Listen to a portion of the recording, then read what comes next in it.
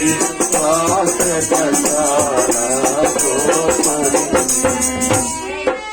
నీవు సాధ్యమాకాశము కంటే అత్యున్నతముగా స్థాపించబడే నీవు సాధ్యమాకాశము కంటే అత్యున్నతముగా స్థాపించబడే నీవు సత్యమును నీ చూడమగునా పనులకు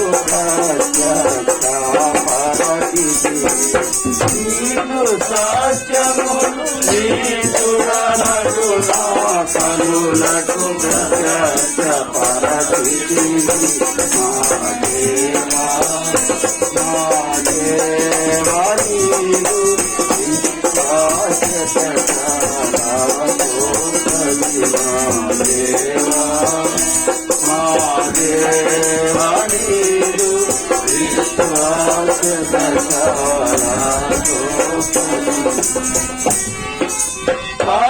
పర్వతములు తొలగిన గాని పరుడిన కొండలు తాతరీలను పర్వతములు తొలగిన గాని పరుడిన కొండలు తాతరీలను పావనుడా నిలువెలలేనియాటి కృపణను విడువదు పావనుడా నిలువెలలేనియాటి కృపణను విడువదు హల్లెలూయా మా దేవా నీదు విశ్వాసత కాలాకో పది మా దేవా నీదు విశ్వాసత కాలాకో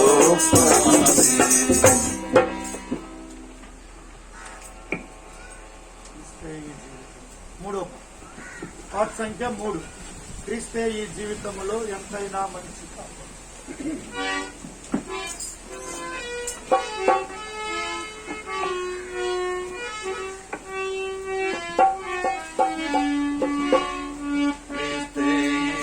జీవితములో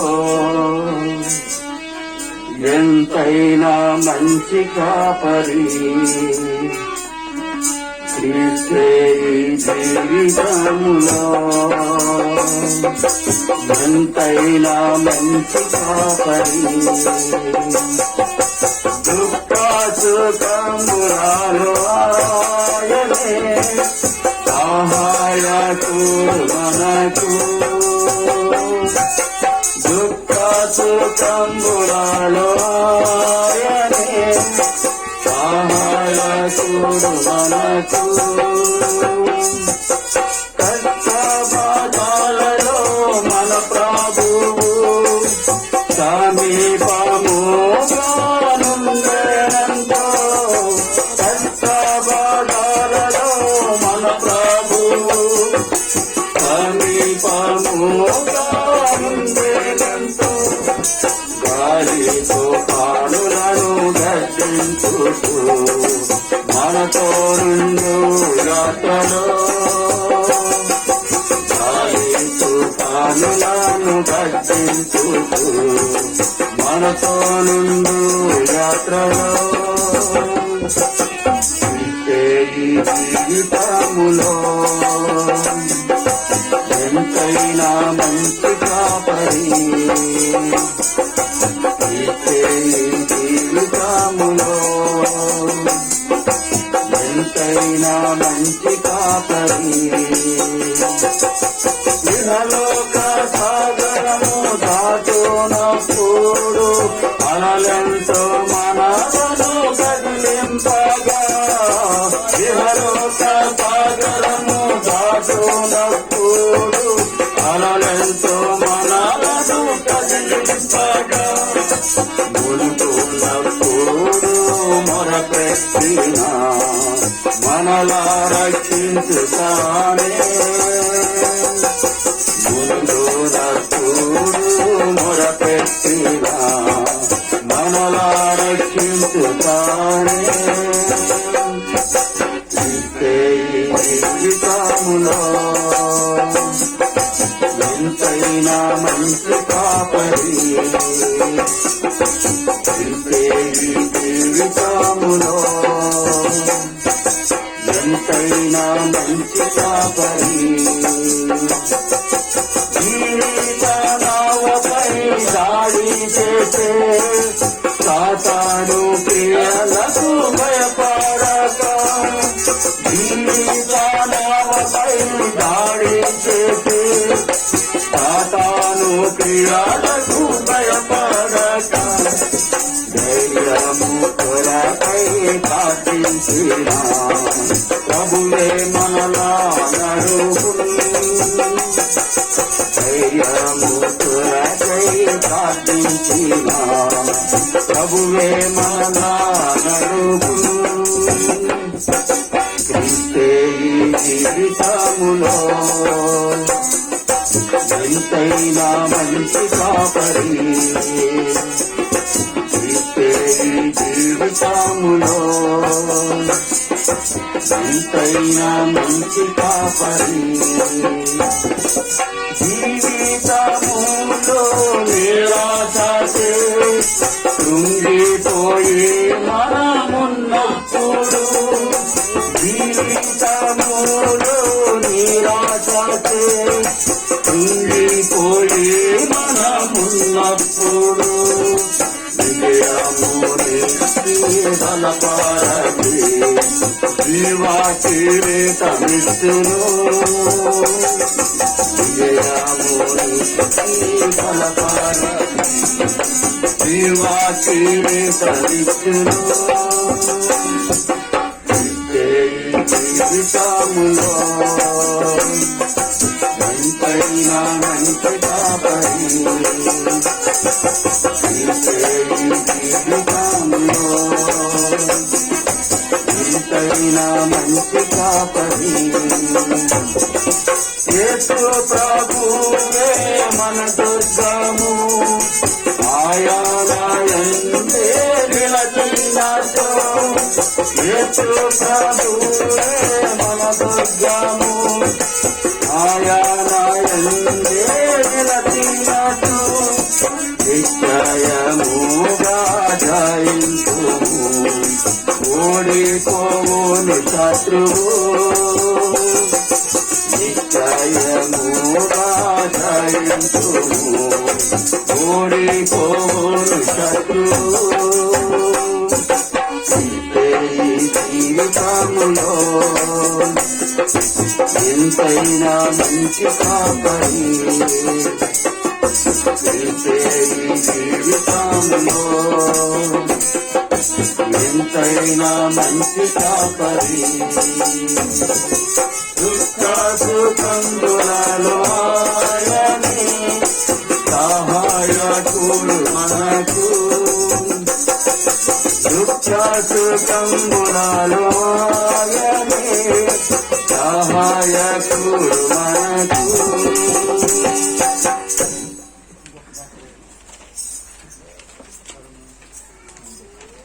ఐదో పాట ఈ పాట తర్వాత దేవుని వాక్యాన్ని మనం పాట సంఖ్య 5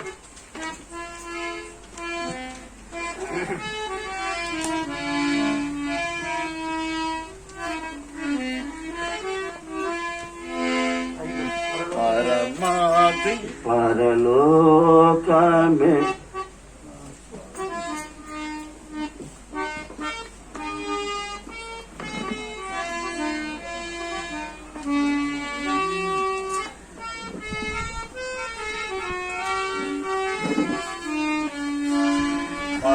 పరలోకమే స్వాస్థ్యము ఎప్పుడు గాంతును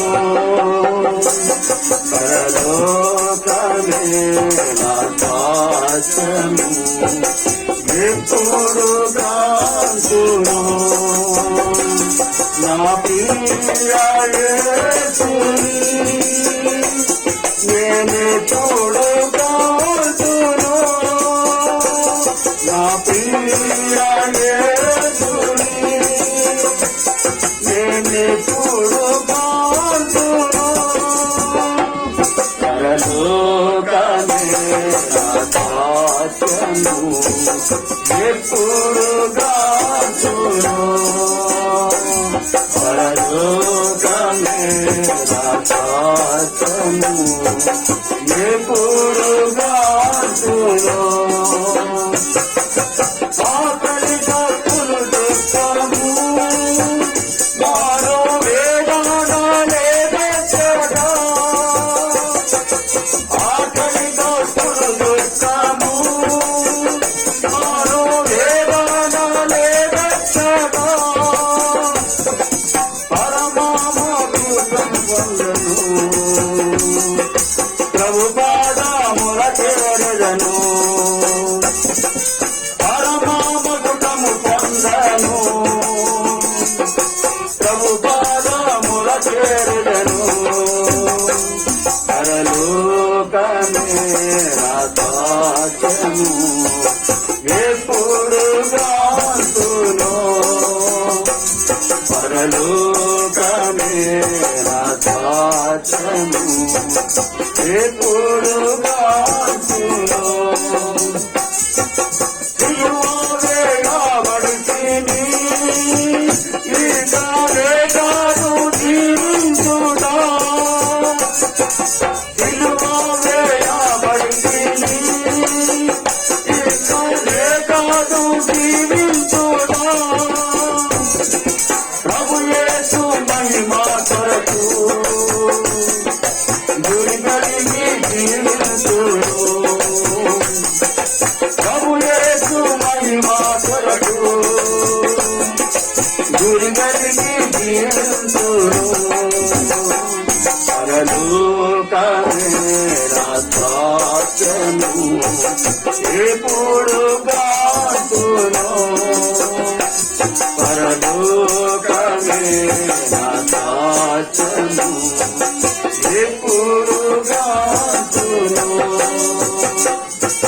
నా పరుగు ముట్టింప నాకు కృపను మెండుగనపతును నా పరుగు ముట్టింప నాకు కృపను మెండుగనపతును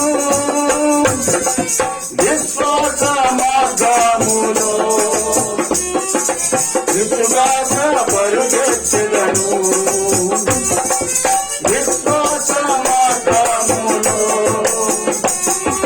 విసుగాక పరుగెత్తెదను పరలోకమే రాజ్యము ఎప్పుడు కాంతును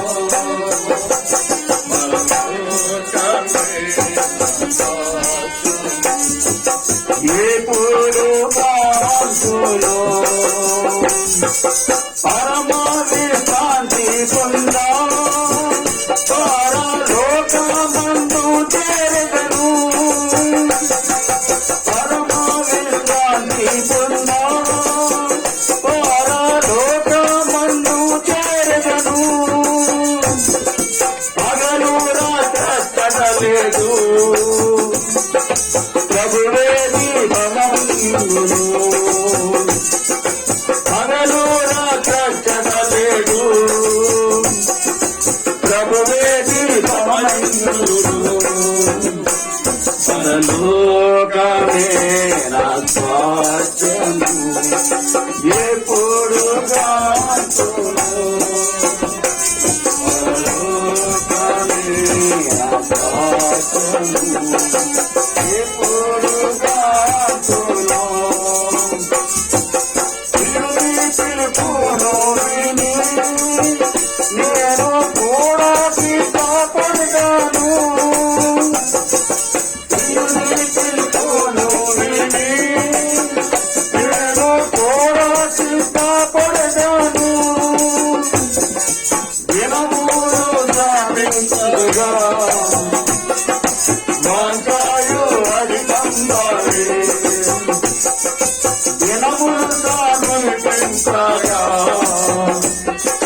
వాంఛాయు అధికంగానే పరలోకమే రాజ్యము స్వాస్థ్యము ఎప్పుడు కాదునో పరలోకమే నా స్వాస్థ్యము ఎప్పుడు కాదునో నా ప్రియ యేసుని నేనెప్పుడు కాదునో నా ప్రియ యేసుని నేనెప్పుడు కాదునో పరలోకమే నా స్వాస్థ్యము ఎప్పుడు కాదునో పరలోకమే నా స్వాస్థ్యము ఎప్పుడు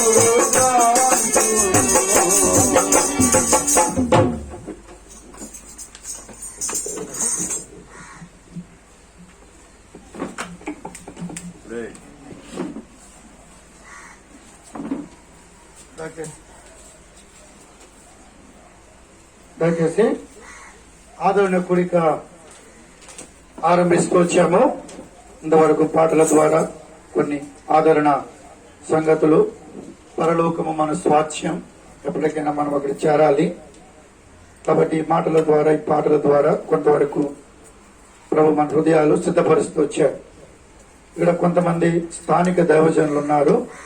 ప్రియులు చంద్రరావు గారు సేవకులు, స్థానికంగా లూథరన్ చర్చ్, వారు రావాల్సింది కోరుతున్నాం. జాన్ మోజెస్ గారు దైవ సేవకులు, అట్లాగే నవీన్ కుమార్ గారు, అట్లాగే కృపావరం గారు, ఈ నలుగురు కాబట్టి సేవకులను ఆహ్వానిస్తున్నాం. జాన్ మోషే గారు, నవీన్ గారు, కృపావరం గారు వాళ్ళు వస్తే మధ్యలో పంపించండి.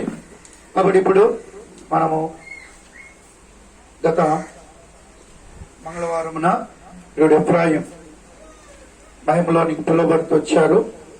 మనమందరం ఎరిగిన సంగతే. కాబట్టి ఇంతవరకు దేవుడి కుటుంబాన్ని ఆదరిస్తూనే వచ్చారు. కాబట్టి ఇప్పుడు ఈ ఆదరణ కూడిక ద్వారా మరి ఇంకా కొంత దేవుని వాక్యాన్ని బట్టి బలపడాలి అనేటువంటిదే మన ఉద్దేశం. కాబట్టి ఎలాగో మనము ఆదరించబడగలం. ఏ మాటలు మనల్ని ఆదరిస్తాయి? మనుషుని మాటలు ఎంత మాత్రం ఆదరించవు. మనమందరం మనుషులమే.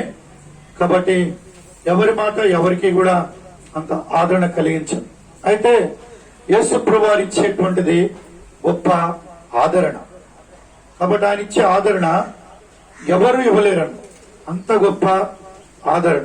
అనేక సార్లు ప్రభు అనేక మందిని బైబిల్లో ఆదరిస్తూనే వచ్చారు. తండ్రి అయిన దేవుడు ఆదరించాడు, కుమారుడైన యేసు ప్రభు వారు ఆదరించారు. ఈ దినాల్లో పరిశుద్ధాత్ముడు కూడా ఆదరిస్తూనే ఉన్నాడు. కాబట్టి ఆదరణ. తెస్సలోనికి రాసినటువంటి మొదటి పత్రిక 4వ అధ్యాయం 17-18 వచనాలు చివరి మాట ఇలా రాయబడి ఉంటుంది. కాగా మనము సదాకాలం ప్రభుతో కూడా ఉందుము. ఈ మాటల చేత ఒకరినొకడు ఆదరించుకొనుడి. ఏ మాటలు ఆదరిస్తాయంటే సదాకాలం మనం ప్రభుతో పాటు ఉంటాము అంటే ఈ మాటే ఆదరిస్తుంది.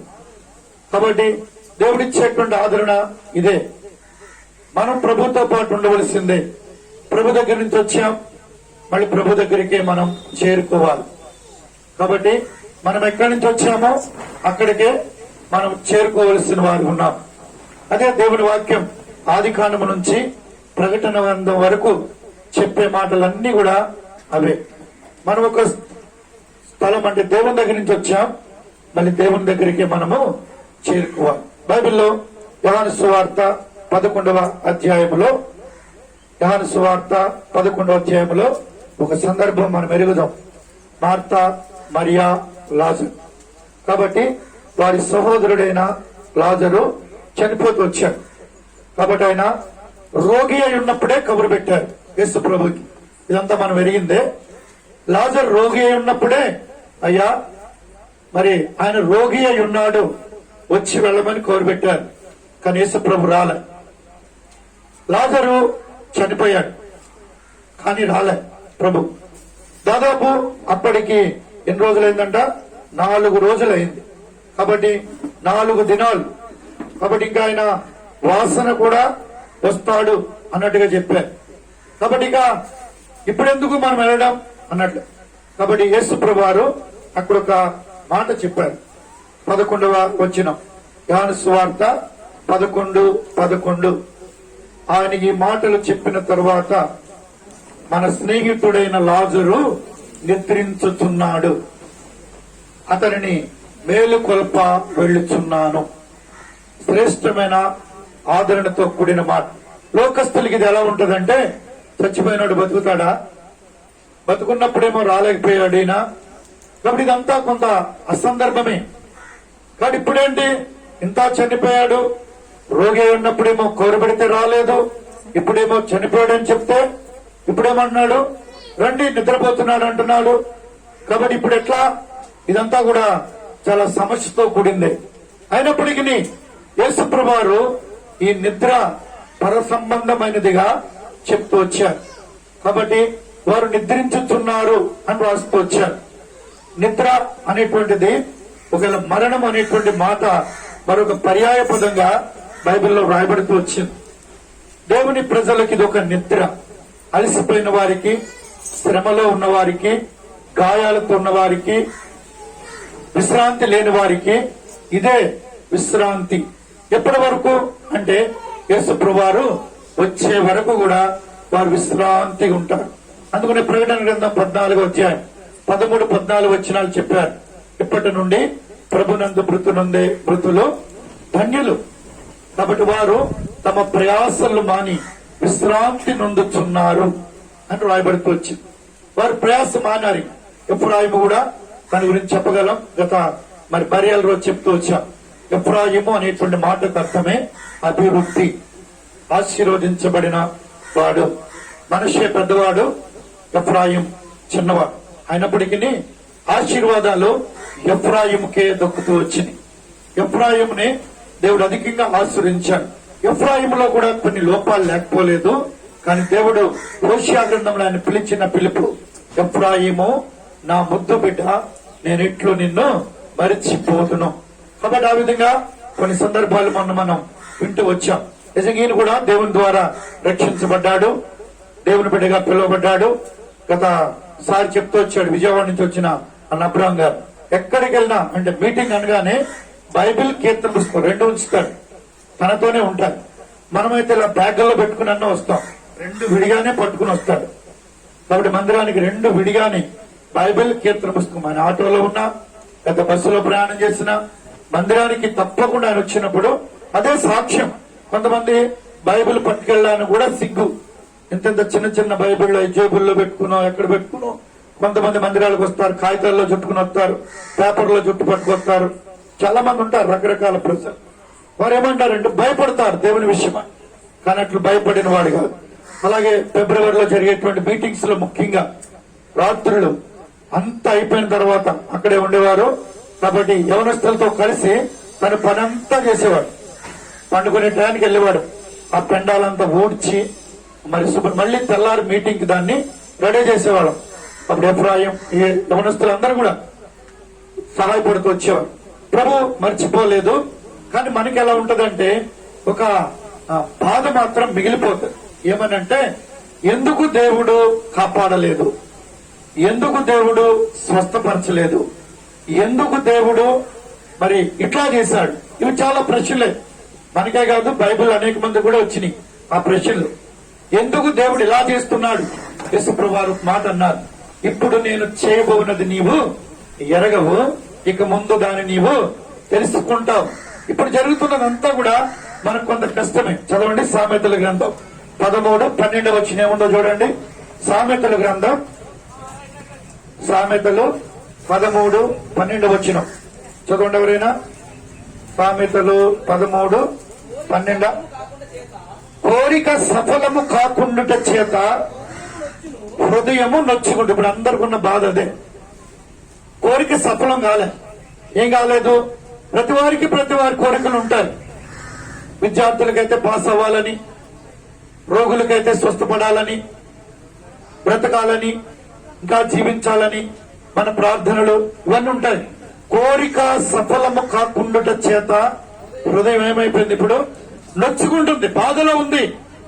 కోరిక సఫలం అవ్వలే, దేవుడు కాపాడలే, లేదా దేవుడు స్వస్థపరచట్లే అన్నట్టుగా కనబడుతుంది. యోబు అంటాడు, దేవుడు అన్యాయము చేయుట అసంభవం. మామూలుగా కాదు, అన్యాయం చేసేది మనిషికి తెలుసు, ద్రోహం చేసేది మనిషికి తెలుసు, దేవునికి తెలియదు. దేవుడు అన్యాయము చేయుట అసంభవం. కాబట్టి ఇక్కడ యోహాను సువార్త 11లో ఈ కుటుంబం ఎలా ఉందంటే, మరియా అంటుంది, నువ్వు ఇక్కడ ఉంటే నా తమ్ముడు చావడు కదా, ఉత్తప్పుడు వచ్చావు, ఉత్తప్పుడు వెళ్ళావు బేతనియాకు, ఇప్పుడేంటి మరి పరిస్థితి? ఇది ఏం చేయాలా, ఎట్లా పరిస్థితి? కాబట్టి తనకి ఇంట్లో నుంచి కూడా బయటికి రాలే. వస్తే ప్రార్థన చేసుకుంటే వెళ్ళిపోండి, ఇంక రానంతే. కాబట్టి వచ్చారు వాదార్చడానికి. అని అమ్మా యేసు ప్రభు వస్తున్నాడు రా అంటే, మరియా ఇంట్లో ఉండిపోయింది, మార్తల్లిని ఎదుర్కోవడానికి. అంతకుముందు ఎవరు కూర్చునేవారు యేసు పాదాల దగ్గర? మరియ కూర్చునేది. ఇప్పుడు మరియ రావట్లే, కోపం వచ్చేసింది, తన కోరిక సఫలం కాలే, లోపల నొచ్చుకుంటుంది, చాలా బాధ, చాలా కష్టంగా ఉంది. ఇప్పుడు ఏమంటుందంటే, దేవుడు లేదు, ప్రార్థన లేదు, బైబిల్ లేదు, సంఘం లేదు, మనిషి ఎవడో నాకు వద్దు అన్నట్టుగా అయిపోయింది పరిస్థితి. ప్రభు ఒక్క మాట, యోహాను సువార్త 11:25, పునరుత్థానమును జీవమును నేనే, నా యందు విశ్వాసముంచువాడు చనిపోయినను బ్రతికి నా యందు విశ్వాసముంచువాడు ఇక ఎన్నటికి చనిపోడు. కాబట్టి అప్పుడు అంది మరియా, నాకు తెలుసు ఈ మాటలన్నీ, నేను చిన్నప్పటి నుంచి చదవట్లేదు బైబిల్ అన్ని, వాడు మాకు తెలుసు, నువ్వు వస్తావని, అది నాన్న మృతుల్లో అందరూ లేస్తారని మాకు కూడా తెలుసు. అప్పుడు లేస్తాడులే, మాకు తెలుసులే. కాదు, నమ్మితే దేవుని మహిమను నీవు చూస్తావు. నీ కోరిక సఫలము కాకుండా చేత ఒకవేళ హృదయంలో ఈ తీవ్రమైన బాధే, లేకపోయినటువంటి మనిషి లేని బాధే, ఒకవేళ భర్తగా మాధురికి లేకపోతే వచ్చాడు, కుమారుడిగా వృతకు లేకపోతే వచ్చాడు, సహోదరుడిగా సహోదరులకు లేకపోతే వచ్చారు, కుటుంబీకులు రక్త సంబంధులకు, ఇదంతా బాధే. కానీ ఒక్క మాట ఏమంటే, హృదయము బాధతో నిండినప్పుడే దానికి వెనకాల శ్రేష్టమైన సంగతి ఉంటుంది. తుఫాను వచ్చి వెళ్లిన తర్వాత నిమ్మలమైన సంగతులు కనబడతాయి.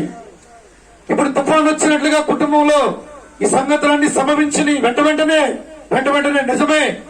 విశాఖపట్నం ఏరియాలో వీళ్ళందరూ తెలుసు, ఉదూత్ వచ్చింది. ఉదూత్ వచ్చినాడు, మొత్తం రేకులు ఇళ్లలో మొత్తం పట్టుకొని కలవరమే. తర్వాత ఇప్పుడు అంతా ఏమైంది, అదంతా నిమ్మలపరచబడింది విశాఖపట్నం. ఇప్పుడు అప్పటికంటే ఇప్పుడు చూడడానికి అలాగే శ్రేష్టమైన సంగతులు దానికి కలుగుతూ వచ్చింది.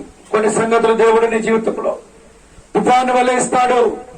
కాబట్టి ఏం తొందరపడక్కర్లే.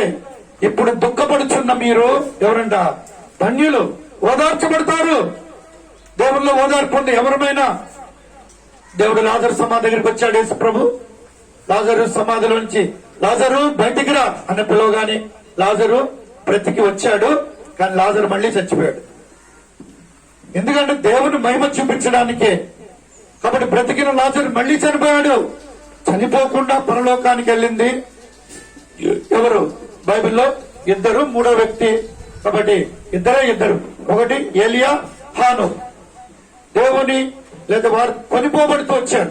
వారు మరణాన్ని చూడలేదు. చనిపోయి బ్రతికిన వారు ఎవరంటే యేసుప్రభు వారు ఒక్కరే. కాబట్టి చనిపోయి బ్రతికిన తర్వాత కూడా యేసుప్రభు ముట్టి స్వస్థపరిచిన తర్వాత అనేక మంది మళ్ళీ చనిపోయారు. విధవరాలి కుమారుణ్ణి పాడి ముట్టాడు యేసుప్రభు. వెలుపలికి వెళ్ళిపోతుంటే, చిన్నవాడా లేవు అన్నాడు, లేచాడు, వెళ్ళిపోయాడు. తబిత అనేటువంటి చిన్న బిడ్డ చనిపోయింది. యేసుప్రభు ముట్టి స్వస్థపరిచి మళ్ళీ వాళ్ళు చనిపోలేదని మళ్ళీ ఇంకెక్కడ బైబిల్ అక్కడికక్కడ వారు స్వస్థపరిచాడంతే. ఎలీషా కూడా షునేమీరాలు కుమారుని స్వస్థపరిచాడు. మళ్ళీ ఆయన ఏమయ్యాడు? కాగా మనమందరం ఏమవుతాం? చచ్చిపోతాం. మనం చెప్పాను కదా, సమయాలు 2వ గ్రంథం 14:14. కాగా మనమందరము చనిపోతాం. మనందరూ చచ్చిపోతాం, ఎవరు ఉండం. చనిపోకపోతే దేవుని దగ్గరికి వెళ్ళం. చాలా మంది ఏమంటారంటే, దేవుడు మంచోడైతే మరి చావు ఎందుకంటే అందరినీ బ్రతికించవచ్చు కదా, అందరినీ కాపాడవచ్చు కదా, అందరినీ ఉంచేయచ్చు కదా. ఇది మన తలంపు. అసలు చావు లేదా మరణం ఒకటి పాపాన్ని బట్టి వచ్చింది, 2 మనం మరణించకుండా దేవుని దగ్గరికి వెళ్ళం. ఈ మట్టి దేహము దేవుని రాజ్యాన్ని ఏం చేయదు, స్వతంత్రించుకొనవు. 1 కొరింథీ 15వ అధ్యాయం. ఈ రక్త మాంసములు దేవుని రాజ్యాన్ని ఏం చేయవు? స్వతంత్రించి. ఇలా ఉన్న పలంగా దేవుడి దగ్గరికి మనం వెళ్ళాం. మట్టిలో వచ్చాం, మట్టి స్వభావం, మట్టి పరిస్థితులు, ఇదంతా ఇక్కడ వదిలేయాల. లోకమంతా ఆత్మ ఒక్కటే దేవుని దగ్గరికి చేరాలి. అందుకే మరణం మన కొరకే వచ్చింది. కాబట్టి బిడ్డ, ఆయన ఒక మాట రాసి పెట్టాం, చిరకాలం నేను యెహోవా మందిరములో నివాసముంటా. 23వ కీర్తన అంతా కూడా ఆదరణకరమైన కీర్తనే. యెహోవా నా కాపరి కాబట్టి నన్ను ఆయా మార్గాలు కూడా తీసుకెళ్లాడు. ఇదన్న తన జీవిత సాక్ష్యం. గాఢాంధకారపు లోయలోకి వెళ్ళినట్టుగా వెళ్ళాడు. ఎన్నెన్నో సంగతులు. కాబట్టి దేవుడు కాపాడలేదు అని మనం అనకూడదంట. ఎందుకో తెలుసా? బాల్య దినాల్లోనే చనిపోవాలి మనందరం. కాబట్టి ఎప్పుడో చచ్చిపోవాలి. మనకు వచ్చిన రోగాలు ఇంతకాలం మరి దేవుడు కాపాడలేదా? ఎన్నిసార్లు స్వస్థపరచలేదు దేవుడు? ఎన్నిసార్లు మరి అనేక ప్రమాదాలు మనకు తప్పించలేదు? కాబట్టి చివరి సమయం అవుతూ వచ్చింది. మన దినములన్నీ గ్రంథములో లిఖితములా మీకు ఇచ్చిన పాంప్లెట్ మీద పైన రాస్తూ వచ్చారు. 139వ కీర్తన 13, 14 వచ్చినమా, నీవు నన్ను కలుగజేసిన విధమును చూడగా నాకు భయమును ఆశ్చర్యమును పుట్టుచున్నవి. అందరిని బట్టి నేను నీకు కృతజ్ఞతాస్తుతులు చెల్లించుచున్నాను. కాబట్టి మన జన్మ ఒక విచిత్రమైనటువంటిది. అట్లు దేవుడు నిర్మించాడు. అలా కాపాడుతూ వస్తున్నాడు. ఆయుష్నిస్తున్నాడు. మెతుషాల బ్రతికిన దినములు 969 సంవత్సరాలు. ఆదికాండం 5వ అధ్యాయం. మెతుషాల 969 సంవత్సరాలు బతికాడు. బతికినా చచ్చిపోయాడు. అంతకాలం బతికినేమయ్యాడు? చచ్చిపోయాడు. మోషే ప్రార్థన చేసినప్పటికీ ఆయుష్ ఎంతంటే 90వ కీర్తన, మా ఆయుష్ కాలం 70 సంవత్సరాలు, అధిక బలం ఉంటే 80 అన్నాడు. యాకోబు పత్రిక 4వ అధ్యాయంలోనికి వస్తే మా ఆయుష్ ఇంతలో కనబడి అంతలో మాయమయ్యే ఆవిరి. ఇప్పటి వరకు బాగానే ఉన్నాడండి. ఇంతవరకు బాగానే ఉన్నాడు. అంతవరకు అంతే. ఇంతలో కనబడి 969 సంవత్సరాలు. మొట్టమొదటి అధిక ఆయుష్ కలిగిన మనిషి మెతుషెల.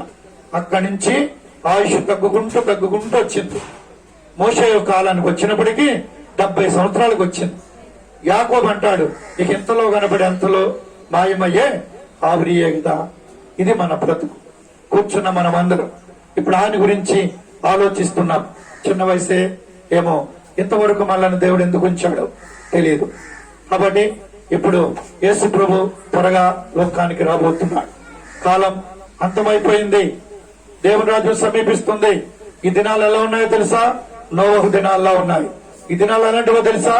లోతు దినాల వలె ఉన్నాయి. కాబట్టి త్వరగా జలప్రళయం లోకాన్ని ముంచుతుంది మనం అనుకుంటున్నాం. ఇప్పుడు అంతా బాగుంది అనుకుంటున్నాం. కానీ కాదు సుమా, అకస్మాత్తుగా ఏ సమయానికి ఏమి ఎవరికి జరుగునో తెలియని దినాలకు వచ్చాం. కాబట్టి మీరు కూడా ఇంకా చేరవచ్చిన వారు, బంధువులు, రక్త సంబంధి, మీరు ఎవరైనా కావచ్చేమో, ప్రభువైన యేసునందు విశ్వాసం ఉంచితే పాప క్షమాపణ ఉంది, రక్షణ ఉంది. ఈనాడు పాప క్షమాపణ ద్వారా, రక్షణ ద్వారా దైవ రాజ్యానికే మనం చేరుకుంటాం. ఎవరైతే ఆయనందు విశ్వాసం ఉంచుతారో వారు చనిపోయినను బ్రతికిన యందు విశ్వాసం ఉంచేవాడు ఇక ఎన్నటికీ చచ్చిపోడు. ఇంకా ఆయనకి మరణం లేదు. ఎందుకు? యోహాను సువార్త 5:25, నా మాట విని నన్ను పంపిన వారి యందు విశ్వాసం ఉంచేవాడు నిత్య జీవం గలవాడు. వాడు తీర్పులోనికి రాక మరణములో నుండి జీవములోనికి ఏమయ్యారు? దాటేశారు. ఇక వారి మీద తీర్పు ఉండదు. తీర్పులో వారు నిలబడక్కర్లేదు. ఇంకా నువ్వు యేసు ప్రభువుని అంగీకరించకుండా ఉంటే తీర్పు దినం ఒకటి రాబోతా ఉంది. తీర్పు దినాన రక్షణ లేకపోతే తప్పక ఆ సింహాసనం దగ్గర నిలబడవలసిందే. తీర్పులో నుండి, మరణములో నుండి జీవములోనికి దాటించబడ్డ యేసునందు విశ్వాసం ఉంచాడు. పాప క్షమాపణ పొందండి, నిత్య రాజ్యానికి మనం కూడా చేరుకుంటాం.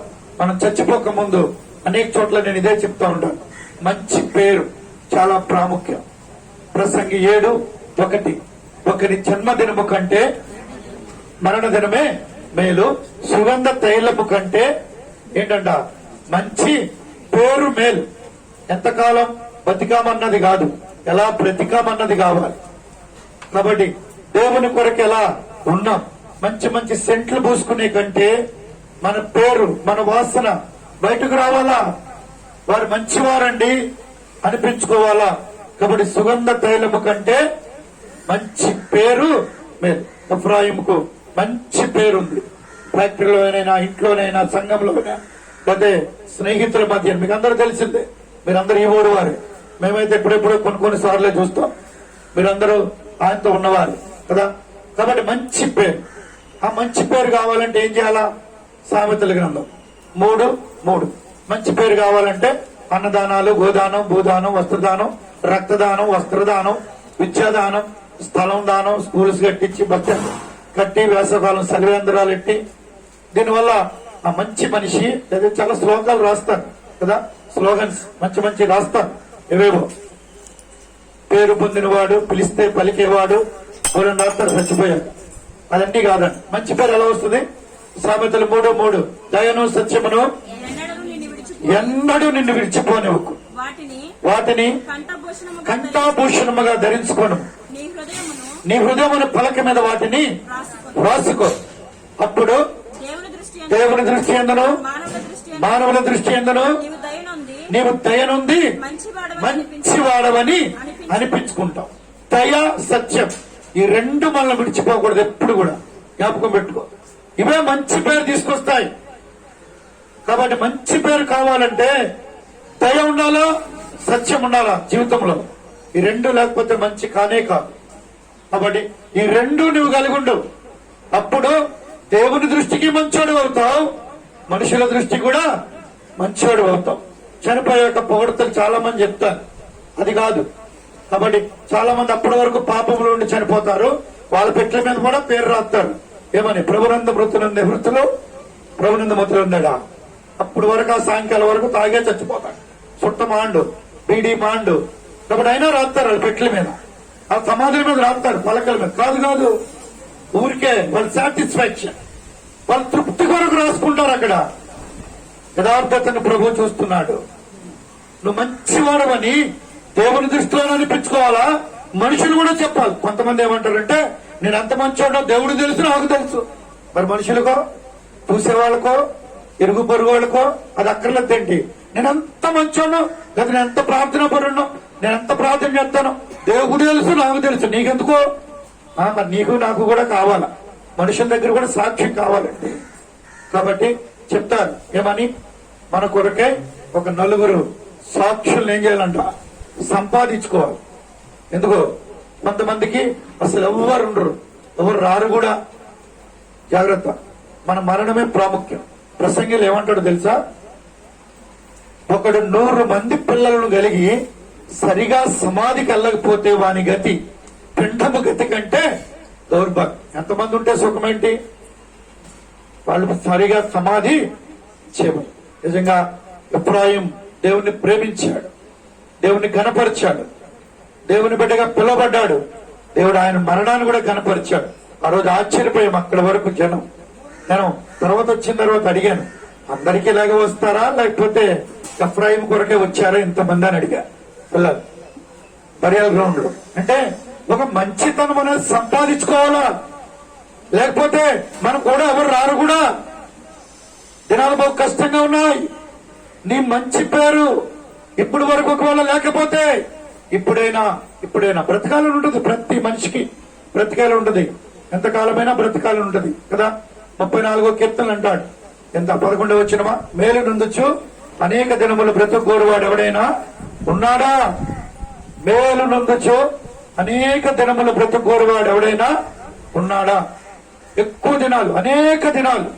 నేను చచ్చిపోకూడదు, బతకాలి, ఏ రోగం రాకూడదు అనుకున్నావా? అయితే బతకాలంటే కూడా ఉన్నాయి కదా, బైబిల్లో కొన్ని సూత్రాలు ఉన్నాయి. మంత్రి సత్యనారాయణ గారు చెప్తాడు కదా, మొలకలు తినండి, 3 కిలోమీటర్లు నడవండి, కింద కూర్చోండి, పైకి లాగండి, గుంజీలు తీయండి, లేకపోతే ఆ పొడులు ఈ పొడుగులు కలుపుకుని తాగండి, పొద్దున్న రాత్రి ఎక్కువ కాలం బతికేస్తారు. మంచిది ఈ శరీరానికి. ఆత్మకి ఏంటంటే చదవండి 34వ కీర్తన. మేలు నుండొచ్చు అనేక దినములు ఎవడైనా ఉన్నాడా? చెడ్డ మాటలు పలకకుండా నీ నాలుకను, ముందు నోరు కాసుకుంటే, అందుకే మాస్కులు ఎట్టాడు. నోరు మూసుకొని మనం చెప్పకుండానే ఎవడు కాడే మూసుకుంటున్నాడు. అర్థమైందా? ఎక్కువ కాలం నోరు మూసుకుంటే బతుకుతావంట. ఇప్పుడు కరోనా కూడా చెప్పింది అదే కదా. అనేక దినాలు బతకాలంటే ఏం చేయాలా? మూసుకో, నోరు మూసుకో, నోటిని అదుపులో పెట్టుకో. నీ నోటి మాట వల్లనే నీకు తీర్పు ఉండే, జాగ్రత్త. ప్రతి మాటకు మనం లెక్క అప్పగించాలా? ఎట్లా మాట్లాడుతున్నాం, ఎవరి గురించి ఏం మాట్లాడుతున్నాం? నువ్వు బ్రతకాలనుకుంటున్నావు, నిత్య జీవానికి వెళ్ళాలంటే నోరు జాగ్రత్త, నీ పెదవులు జాగ్రత్త పెట్టుకో. ఎక్కువ కాలం బ్రతకాలనుకుంటున్నావా? అయితే నువ్వు చేయవలసిందంటో తెలుసా? నీ పెదవులకు, నీ నోటికి ఏం చేయాలా? కావలి పెట్టుకో. కొన్నిసార్లు అనవసరమైన మాటలు, వ్యర్థమైన మాటలు రోమపత్రికలు ఉంటది. ప్రతి మాట గురించి మనం ఏం చేయాలా? లెక్క అప్పగించాలా. ఎఫ్రాయిము చాలా మిత భాష, మనం అడిగిందే చెప్తాడు, లేకపోతే తలగా యూపుతాడు. కొంచెం ఎక్కువైనా ఎప్పుడైనా మరి మాట్లాడతాడేమో, నాకు కూడా తెలియదు. కాబట్టి చాలా మిత భాష, తక్కువగా మాట్లాడతాడు. అందుకనే తిమోతికి రాసిన పుస్తకం పోలేమన్నాడు, అన్నిట్లో మితముగా ఉండు. మితముగా మాట్లాడేది కూడా మితంగా ఉండాలి. కొంతమంది నోరు ఉంది కదా, నోరేం చేస్తారంట, పారేసుకుంటారంటారు కదా. ఎందుకే నోరు పారేసుకుంటున్నావు అంటారు కదా. అదే మరి, నోరు పారేసుకుంటే ఇంక ఆయుష్ ఉండదు. ఎక్కువ మాట్లాడేవాడు బతకడంట. ఇలా మాలాగా ఎక్కువ కాలం ప్రసంగాలు చేసుకుంటూ వెళ్తే ఆయుష్ ఏమవుతుంటది, తగ్గుతానే ఉంటుంది. కాబట్టి అరవకూడదు, తక్కువ మాట్లాడు, అవసరమైన కొద్ది మాట్లాడు. రెండవది ఏం చేయాలంట, అక్కడే చదవండి.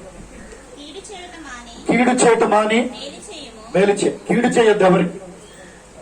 అపకారికి కూడా ఏం చేయాలా? ఉపకారమే చేయాలి. మనకు అసాధ్యం, అది చేయలేం. మనం రెడీగా కూర్చుంటాం. తప్పకుండా మాటకు మాట ఎప్పుడు అప్పగించాలి. మనకు టైం రాకపోతా, ఒకవేళ రాత్రి అనుకున్నారనుకోండి, పొద్దున్నే లేచి కూర్చేసి కూర్చుంటాం. ఎందుకు? మాటకు మాట. అప్పుడు దాకా మన కడుపు ఆగదు కదా, అది కక్కేసి దాకా ఆగదు కదా, అలాగోలాగా అనే కదా. అమ్మయ్యా, అలా జాగ్రత్త. కీడు చేయటం అని మేలు చేయి. సమాధానంగా ఉండు, అన్ని విషయాల్లో సమాధానం వెతికి దాన్ని. నువ్వు అనేక దినాలు బ్రతకాలనుకుంటే, దీర్ఘాయుష్ కావాలనుకుంటే, కాబట్టి చిరకాలం యెహోవా మందిరంలో నివాసం చేస్తానంటే మనకు కూడా కావాల్సిందిదే. ఈ ఆదరణ కొడుకు ద్వారా మనం నేర్చుకోవాల్సింది. నీ నోరు జాగ్రత్త పెట్టుకో, కీడు ఎవరికి చేయొద్దు. రోమపత్రిక 14వ అధ్యాయంలో అనుకుంటా అంటాడు, సఖ్యమైతే సమస్త మనుషులతో కూడా, 12 సఖ్యమైతే సమస్త మనుషులతో కూడా ఎలా ఉండాలా? సమాధానంగా ఉండు. కాబట్టి సమాధానం వెతికి దాన్ని వెంటాడు అన్నాడు కదా రోమపత్రికలు అంటాడు. నీకు చేతనైనంత మట్టుకు అంటాడు రోమపత్రిక. సఖ్యమైతే సమస్త మనుషులతో కూడా 18 రోమ 12:18 రోమ 12:18 సఖ్యమైతే మీ చేతనైనంత మట్టుకు సమస్త మనుషులతో కూడా ఎలా ఉండాలా? పీస్, సమాధానం. ఏదైనా వచ్చిందా వెంటనే సమాధాన పడుతుంది. లేదా ఒకరోజు తీర్పులో నిలబడతాం, అప్పుడు జవాబు చెప్పలేము. ఒకరోజు తీర్పులో నిలబడతాం, అప్పుడు మన దగ్గర జవాబు దొరకదు. కాబట్టి ఎక్కువ కాలం బ్రతకాలి అనుకుంటే కూడా చేయవలసిందిదే. సమాధానము, మేలు, నోరును కాపెట్టు, మాటలు కాపెట్టు. ఎప్పుడైతే ఈ 3 సూత్రాలు చేస్తామో తప్పకుండా కదా. సామెతలు 3 ఏముంది? దయ, సత్యం. ఇక్కడ ఒక 3 ఉన్నాయి. కాబట్టి ఇవి కనుక కలిగి ఉంటే మనం ఏమనిపించుకుంటాం? మంచివారము అనిపించుకుంటాం. మంచివారు, వారండి మంచివారు. బైబిల్లో చాలా మంది మంచి పేరు పొందారు. యెహోషువ, కాలేబులు, వారు మంచి మనస్సు కలిగిన వారు అని రాయబడుతూ వచ్చింది. కాబట్టి ఆయన మంచి కాపరి. మన యేసు ప్రభువారు మంచి అనేది బైబిల్లో చాలా చోట్ల రాయబడుతూ వచ్చింది. తిమోతి మంచిగా పిలువబడుతూ వచ్చాడు. సకల పరిశుద్ధుల ఎదుట మంచి ప్రవర్తన గలవారై అని రాస్తూ వచ్చాడు. మంచి ప్రవర్తన. కాబట్టి ఎఫ్రాయిం అట్లాంటి మంచి పేరు కలిగే వెళ్ళాడు. ఏదో ముఖస్తుతి పొగడడం కూడా కాదు. ఎరిగాము. బైబిల్ ఒక మాట ఉంటుంది, యోహాను మొదటి పత్రిక 1వ అధ్యాయం 2-3 వచనాల జీవవాక్యమును గూర్చినది. యోహాను మొదటి పత్రిక 1వ అధ్యాయం నుంచి, ఆది నుండి ఏది ఉందో మేమేది చూచామో, మేమేది కనులారా చూచామో, ఏది నిదానించి కనుగొన్నామో, చూచను అంతే. అది సాక్ష్యం అండి. మేమేది చూచామో దాన్నే చెప్తా ఉన్నాం. ఇది సాక్ష్యం. చూడనిది ఎరగనిది చెప్పేది సాక్ష్యం కానే కాదు. కాబట్టి ఆ బిడ్డలో అలాంటి మంచి లక్ష్యం దేవుని బిడ్డ. ఇక మనం ప్రశ్నించొద్దు. కోరిక సిద్ధింపపోవుట చేత హృదయం ఏమైతుందంట? బాధ. సామెతలు 13:12. కోరిక నెరవేరలేదు, దాన్ని బట్టి మన హృదయంలో బాధ. అయితే నీ హృదయ బాధ దేవుడు ఎరుగును. మనకంటే ఎక్కువ ఆయన కూడా బాధపడ్డాడు. ఆయన వారి యావత్తు బాధలో బాధనుందెను అని రాయబడి. కాబట్టి మన విషయమై త్వరగా వస్తున్నాడు యేసు ప్రభువారు. కాబట్టి మనం త్వరగా లోకాన్ని విడిచిపెడతాం. ఒక మాట, సదాకాలం ప్రభుతో ఉండాలి, ఇంతే. ఆయన పరిశుద్ధుడే అన్నట్టు మనం కూడా ఎలా ఉండాలా? పరిశుద్ధంగా ఉండాలి. అప్పుడే ప్రభుతో పాటు. లేదు, భూమి మీద మనం జీవించిన జీవితానికి ఒకరోజు తీర్పు ఉంది, అన్నిటికీ మనం లెక్క అప్పగించాలి, అన్నిటికీ. కాబట్టి దానికై మనం సిద్ధపడాలి. బిడ్డ అట్లా తాను సిద్ధపరచుకున్నాడు కూడా. ఎక్కువ ప్రార్థించాడు, ప్రభు దగ్గర సిద్ధపడ్డాడు, అన్ని సరి చేసుకున్నాడు, ప్రభు ఆయన పిలుచుకున్నాడు. ఇప్పుడు ఆయన దగ్గర విశ్రాంతిగా ఉన్నాడు, నిద్రపోతున్నాడు. యేసు ప్రభు వచ్చినప్పుడు లేపుతాడు అన్నట్టు. అప్పుడు వరకు వాళ్ళకి నిద్రే. ఇక లోక సంబంధమైన ఏమి వారికి ఏమి కూడా అక్కర్లే. అనేకసార్లు చెప్తా, నిద్రపోయేవాడిని లేపడం చాలా తేలిక, నటించేవాడిని లేపడం చాలా కష్టం. నిద్రపోతున్నట్టు నటిస్తాడు ఒక్కొక్కడు. ఆయన వెన్ని కొట్టిన అస్సలు బిగిసిపోతాడు, లేపి కొద్ది. నిద్రపోతున్నాడు ఏమవుతాడు? జస్ట్ మనం వచ్చిన అలికిడైతేనే ఏమవుతారు వాళ్ళు, మనం అలా టచ్ చేస్తేనే వాళ్ళు ఏమవుతారు? లేచిపోతారు. కాబట్టి నిద్ర నటించడం కాదు, నిద్రపోతున్నారు. కాబట్టి కలిసిన వారికి నిద్ర అవసరం. కాబట్టి ఆ బిడ్డ చాలా బాధపడ్డాడు. బాధ అంటే శరీరంలో ఉండేటువంటి సంగతిని బట్టి, తన జరిగినటువంటి ఆ డయాలసిస్ ని బట్టి, లోపల ఉన్న అనారోగ్యాన్ని బట్టి. ఇప్పుడు తన ప్రయాసమాన్ని చక్కగా ఏమవుతున్నాడు? నిద్రపోతున్నాడు. ఇప్పుడు మనం ఏడవకూడదు. ఎవరైనా డ్యూటీకి వెళ్ళొచ్చి బాగా నైట్ డ్యూటీ కూడా చేసి వచ్చాక నిద్రపోతున్నారు అనుకోండి. నిద్రపోతుంటే మంచం కాడ కూర్చుని ఎలా నిద్రపోతున్నాడు బాబోయ్, లేదు బాబోయ్ అని ఏమంటాడు? ఇలా కూడా పడుకునేవా అంటాడు అంట, ఇలా కూడా ఉండనేవా అంటాడు అంట. నిద్రపోతున్న వాళ్ళు ఇంకా మనం ఏడ్చి లేపుతామా? ఎవరైనా వచ్చినా కూడా ఏమంటాం? ఆయన రెస్ట్ లో ఉన్నాడండి, డ్యూటీకి వెళ్ళి వచ్చాడు, లేదా మళ్ళీ రండి, తర్వాత వచ్చి కలవండి. లేపడానికి కూడా ఏమవ్వం మనం. పొరపాటున మనం ఏడుస్తూనే ఉన్నాం అనుకోండి, వాళ్ళ నిద్ర ఏమవుతుంది? భంగం కలుగుతుంది కదా. ఇలాగే ఒక వ్యక్తి చనిపోయాడు. చనిపోయిన తర్వాత ఆ కుటుంబీకులు ఆ బిడ్డ కొరకు మామూలుగా ఆడవట్లేదంట, చాలా రోధిస్తున్నారంట. ఎవరు పలకరించడానికి ఇంటికి వచ్చినా, లేకపోతే ఎవరు వచ్చినా ఇంకా గొల్లు మండం, ఏడవడం. ఏమన్నారంటే, దేవుడు కూడా ఇలా చేశాడా, మీరు చేసిన ప్రార్థనలు ఏమైనా, లేకపోతే మీరు చేసిన ఇవన్నీ అంటా ఉంటే, ప్రార్థిస్తా ఉంటే ఈ మాటలన్నీ దేవుడు విన్నాడంట. దేవుడు విని ఆ అబ్బాయి దగ్గరకు వచ్చి అన్నాడంట, అబ్బాయి నిన్నేదో ఇక్కడికి రెస్ట్ పిలిచాను గాని భూమి మీద నన్ను కుదురుగా ఉంచట్లేదు, కాబట్టి వచ్చిన వాళ్ళందరికీ చెప్తున్నారు నా గురించి, కాబట్టి వెళ్ళిపో అన్నాడు ఇంటికి. బతికి ఇంటికి వెళ్ళిపో అని దేవునికి అంత మాట ఏడుస్తున్నారంట అబ్బాయి గురించే, లేదా తన గురించే. కాబట్టి దేవుడేమో అబ్బాయిని విశ్రాంతిలో పెట్టి చక్కగా ఉంచితే ఇప్పుడు అంతా ఇంకా ఏడుస్తూనే ఉన్నారంట. ఇక దేవుడు కూడా అన్నాడంట, లేదు నువ్వు లేచి అర్జెంట్గా వెళ్ళిపో అన్నాడు. వెళ్ళిపోవాల దగ్గరికి వాళ్ళు ఇంకా నన్ను బతికినవరు, నిన్ను బతికినవరు వెళ్ళిపో అన్నాడు. వచ్చేసాడంట అబ్బాయి. ఇంటికి వచ్చి ఏం చేశాడు? గుమ్మాలో కూర్చున్నాడంట చక్కగా. కాబట్టి చక్కగా కూర్చున్నాడికి వీళ్ళకి సంతోషం ఎక్కువ అయ్యింది. ఒక రోజు బాగానే ఉన్నారంట, 2 రోజులు బాగానే ఉన్నారంట.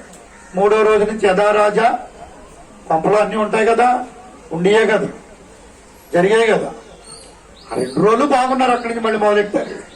వీళ్ళ సోదా, వీళ్ళ సోది, వీళ్ళ కష్టం. అప్పుడు అన్నాడంట, నేను అసలు దేవుడి దగ్గర చక్కగా పడుకున్నాను, అసలు ఎన్ని మానేసి ఉన్నామండి, నన్ను అసలు ఎందుకు రమ్మన్నారు ఇక్కడ మీరు చెప్పండి, నన్ను ఎందుకు రమ్మన్నారు? అసలు నేను ఇవన్నీ కాదనుకునే కదా ఇల్లు అక్కడ పడుకున్నాను, ఇవన్నీ వద్దనుకునే కదా.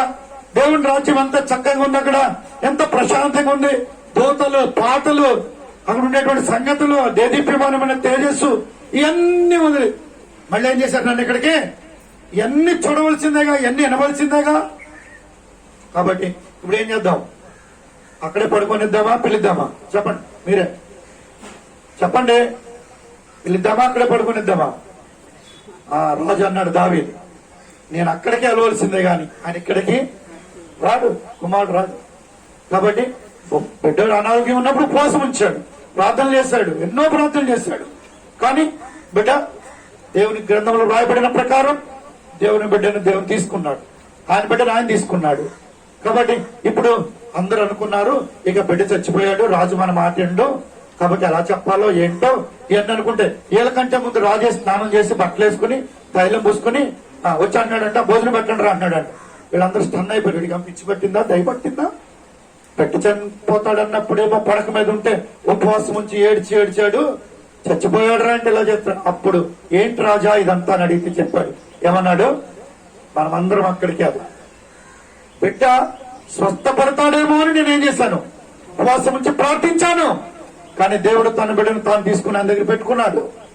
కాబట్టి ఇప్పుడు ఇక నేను ఉపవాసం ఉండనవసరం, నేనే అక్కడికి వెళ్ళిపోతాను ఒక రోజు. ఇది మన నిరీక్షణ, ఇది మన గురి, ఇది మన విశ్వాసం. లోకయాత్రలో ఉన్నాం. కాబట్టి ఇంకా ఏడబోతు ఇంతటితో దుఃఖ దినములు ఏమవ్వాలంట, సమాప్తం అవ్వాలి. ఆదరణ కూడిక తరువాత ఇంటికి వచ్చేవారిని మనమే ఆదరించాలి. దేవుని ఎరిగిన వారు వస్తారు. 115 కీర్తన 2వ వచనం, వారి దేవుడేడని అన్యజనులు ఏమవుతారంట, అడుగుతారు. మీ దేవుడేడి, ఎక్కడున్నాడు? మరి ఆరాధన అంటారు, ప్రార్థన అంటారు, బైబిల్ అంటారు, ఓ దేవుడు స్వస్థపరుస్తాడు అంటారు. ఏడి అడుగుతారు. మరి మనల్ని కూడా అడుగుతారు, వాళ్ళ దేవుడు వాళ్ళని కాపాడలేదా అంటారు. కానీ చెప్పవలసిన మాట ఏంటో తెలుసా? అక్కడే ఉంది, మా దేవుడు ఆకాశం మందు ఉన్నాడు, ఆయనకి ఇష్టం వచ్చినట్లు మమ్మల్ని చేసుకుంటాడు. ఉంచాలంటే ఉంచుతాడు, తీసుకోవాలంటే తీసుకుంటాడు, బాగు చేయాలంటే బాగు చేస్తాడు, శ్రమపరచాలంటే శ్రమపరుస్తాడు. కానీ నిర్హేతుకంగా ఏది కూడా మాకు అన్యాయం చేయడు. దేవుడే నేను ఇప్పుడు నువ్వు చేయబోనది నీవు ఎరుగు. మనకి ఇదంతా మర్మం, ఇదంతా మర్మం. ఎందుకు ఇలా జరిగింది? నిజమే, ఇదంతా మర్మం. మనం దేవుని అడగకూడదంట. దావీదు ఒకరోజు దేవుని ఇంట్లోకి వెళ్లి ఎందుకు ఇలా జరుగుతుందని ఆయాసపడ్డాడంట. అదంతా చూశాడంట. అది దేవుని చిత్త ప్రకారమే జరిగింది. అంటే దేవుని ఉద్దేశం అది మనకు తెలియదు. మనం ఒకటి ఆలోచిస్తాం, దేవుడు ఒకటి ఆలోచిస్తాడు. అందుకనే నేను సామెతలు 13వ మాట గుర్తు చేశాను. కోరిక సిద్ధించకపోతే హృదయం, నాకు ఆ మాట ఉదయకాలం నుంచి జ్ఞాపకం వస్తూ వచ్చి, నిజమే హృదయం నొచ్చుకుంటుంది. మనకు అనుకున్నాం ఒకటి. కాబట్టి నిజంగా అక్కడు కూడా నిన్న వచ్చినప్పుడు కూడా చెప్పారు ఏమని, ఈ రోజు అసలు ఇక్కడ కృతజ్ఞతా కూటమి జరగాలి. ఎందుకంటే ఆదివారం తనకు ఉండేటువంటి ఆరోగ్యాన్ని బట్టి లెక్కేసుకుంటే ప్రతి గురువారం జరిగే కృతజ్ఞతా కూటమి ఏమవ్వాలి, ఇక్కడ జరగాలి. డాక్టర్ చెప్పిన ప్రకారం అయితే మంగళవారానికల్లా కొంత క్షేమం వస్తుంది కిడ్నీకి సంబంధించి అన్నారు. సరిగ్గా మంగళవారమే ప్రభు పిలుచుకున్నాడు. ఒకటి వ్యతిరేకం. 2 ఈ రోజు ఏం కలగాల, కృతజ్ఞతా కూటమి పెట్టుకోవాలని వాళ్ళ తలంపు. ఈ రోజు ఏ కూడిక జరుగుతుంది, ఆదరణ కూడిక. ఆదివారం తప్పకుండా వాళ్ళ మందిరానికి బిడ్డను తీసుకుని రావాలి. కలిసాం, మంచిదే, కోరుకున్నాం. కానీ అంతా వ్యతిరేకం అయిపోయింది. అంత మాత్రం చేత దేవుడు అన్యాయం చేయలే. యోబు అంటాడు, నోటి మాటతో కూడా దేవుడు అన్యాయము చేస్తున్నని యోబు చెప్పలేదు. న్యాయమే చేశాడు. న్యాయాన్ని బట్టి వెళ్లే దేవుడు న్యాయంగా ప్రవర్తించి అట్లు దేవుడు ఈ కుటుంబాన్ని మనం కూడా దేవునికి అప్పగించి అందరం రక్షించబడిన వారు, దేవుని వాక్యాన్ని ఎరిగిన వారు. మన నిరీక్షణ, మన గురి, మన విశ్వాసం, ప్రభు తప్పకుండా వస్తాడు. రక్షించబడిన వారుగా ఆయన కలుసుకుంటాం, ఆయనతో పాటు ఉంటాం. దేవుని ఇంకా రక్షణ లేకుండా ఉన్నావా? అయితే ఆయన చూడలేవు, ఆయనతో పాటు ఉండలేవు, సంచరించలేవు, మాట్లాడుకోలేవు. కాబట్టి ఈ మాటల చేత ఒకరినొకరు ఏం చేయండి, ఆదరించుకోండి. ఈ మాటలే మనకు ఆదరణిచ్చి పరిశుద్ధాత్ముడు ఈ మాటల ద్వారా బిడ్డల యొక్క హృదయాలను కట్టి నడిపించును గాక. ప్రార్థన చేసుకుంటాం. అంకుల్ అబ్రహాం గారు ప్రార్థన చేస్తారు.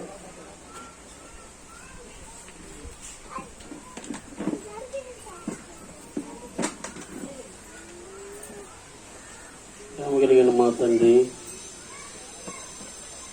మారని మార్పు చెందని శాశ్వతమైన ప్రేమతో ప్రేమిస్తూ విడుదల నీ కృప చూపుతున్న దేవా, ఆకాశం ఆకాశం పట్టని ఆశ్చర్యకాలు వచ్చే దేవా, ఉన్నది లేనట్లుగా లేని ఉన్నట్లుగా పిలవగలిగిన నీ సార్వభౌమాధికారాన్ని బట్టి మరోసారి సాగిలపడి ప్రభువా, నీ దాసులు మా ప్రియ సహోదరి రూతమ్మ గారి ఇంట ఈ రీతిగా మా ప్రియుడు ఎఫ్రాయిం మహిమలో పిలుచుకొనగా ఆదరించిన కొరకై చేరవచ్చిన ప్రియులందరిని బట్టి స్తోత్రములు.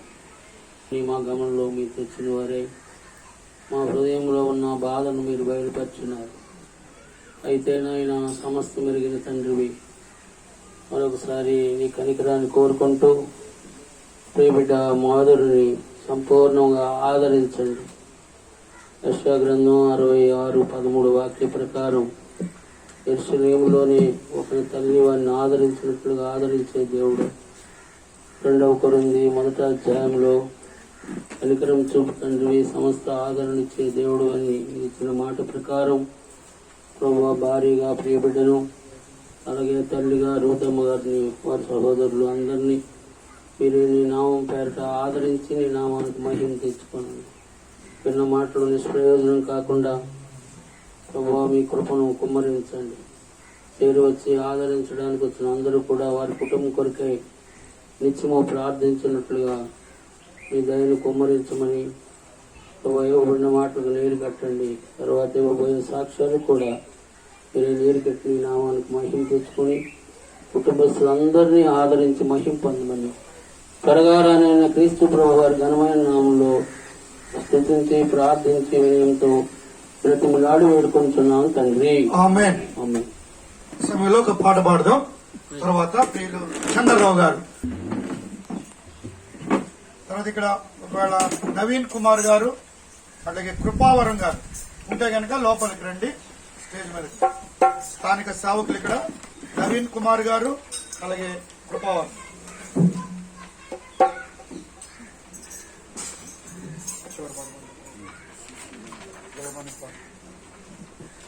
ఆరో పాట.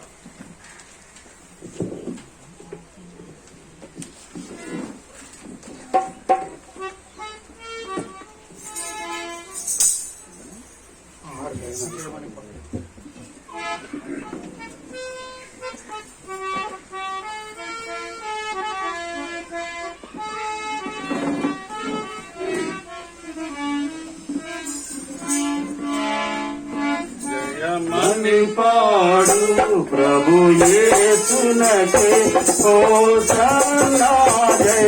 ప్రభు మార్చుచుండే ఎంతో సంతోషము మా జాగతమందు సంధించెదము. జయమని పాడు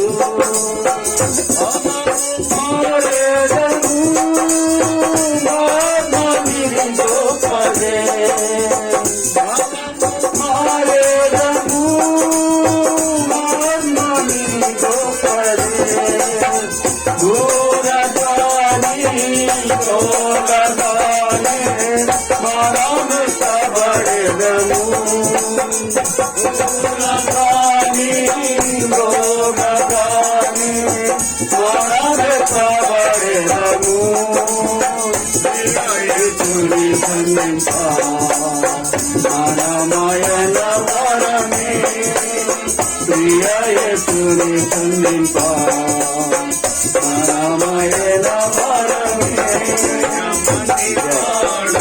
ప్రభు యేసునకే హోసన్నా జై. ప్రభు మార్చుచుండే ఎంతో సంతోషము మార్గమందు సంధించెదము. జయమని పాడు ప్రభుని తోలిందుకు ప్రభుని సంతాదిగా. ప్రభుని తోలిందుకు ప్రభుని సంతాదిగా. ప్రభువు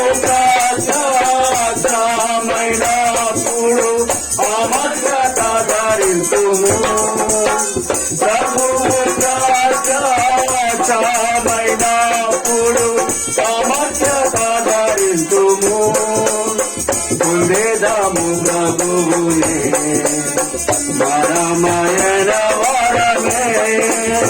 పొందేదాము ప్రభువునే మనమయన వరమే. జప్పుడు ప్రభు యేసునకే హోసన్నా జై. ప్రభు మార్చుచుండే ఎంతో సంతోషము మా జాగతమందు జయమణి పాడు మన నిరీక్షణయే ప్రభుని చూదుమని మన నిరీక్షణయే ప్రభుని చూదుమని తృప్తి చెంది నింపబడెదం వాంఛలు తీరును తృప్తి చెంది నింపబడెదం వాంఛలు తీరును ప్రభుని రుచించెదము మనమయన వరమే ప్రభుని రుచించెదము మనమయన వరమే జయమణి పాడు ప్రభు యేసునకే హోసన్నా జై ప్రభు వాచుచుండే ఎంతో సంతసము నా జాగతమందు కలించెదము జయమణి పాడు దైవ సంకల్పమే ప్రభుతో నుండుటే దైవ సంకల్పమే ప్రభుతో నుండుటే దేవుని గుహానంద మహిమతో నిండియుడు దేవుని గుహానంద మహిమతో నిండియుడు ప్రభు మనవాడు మనమయన వరమే ప్రభు మనవాడు మనమయన వరమే జయమణి పాడు ప్రభు యేసునకే హోసన్నా జై ఎంతో సంతసము మా జాగతమందు సంధించెదము జయమణి పాడు. వీళ్ళు చంద్రరావు గారు 4 మాటలు చెప్తారు.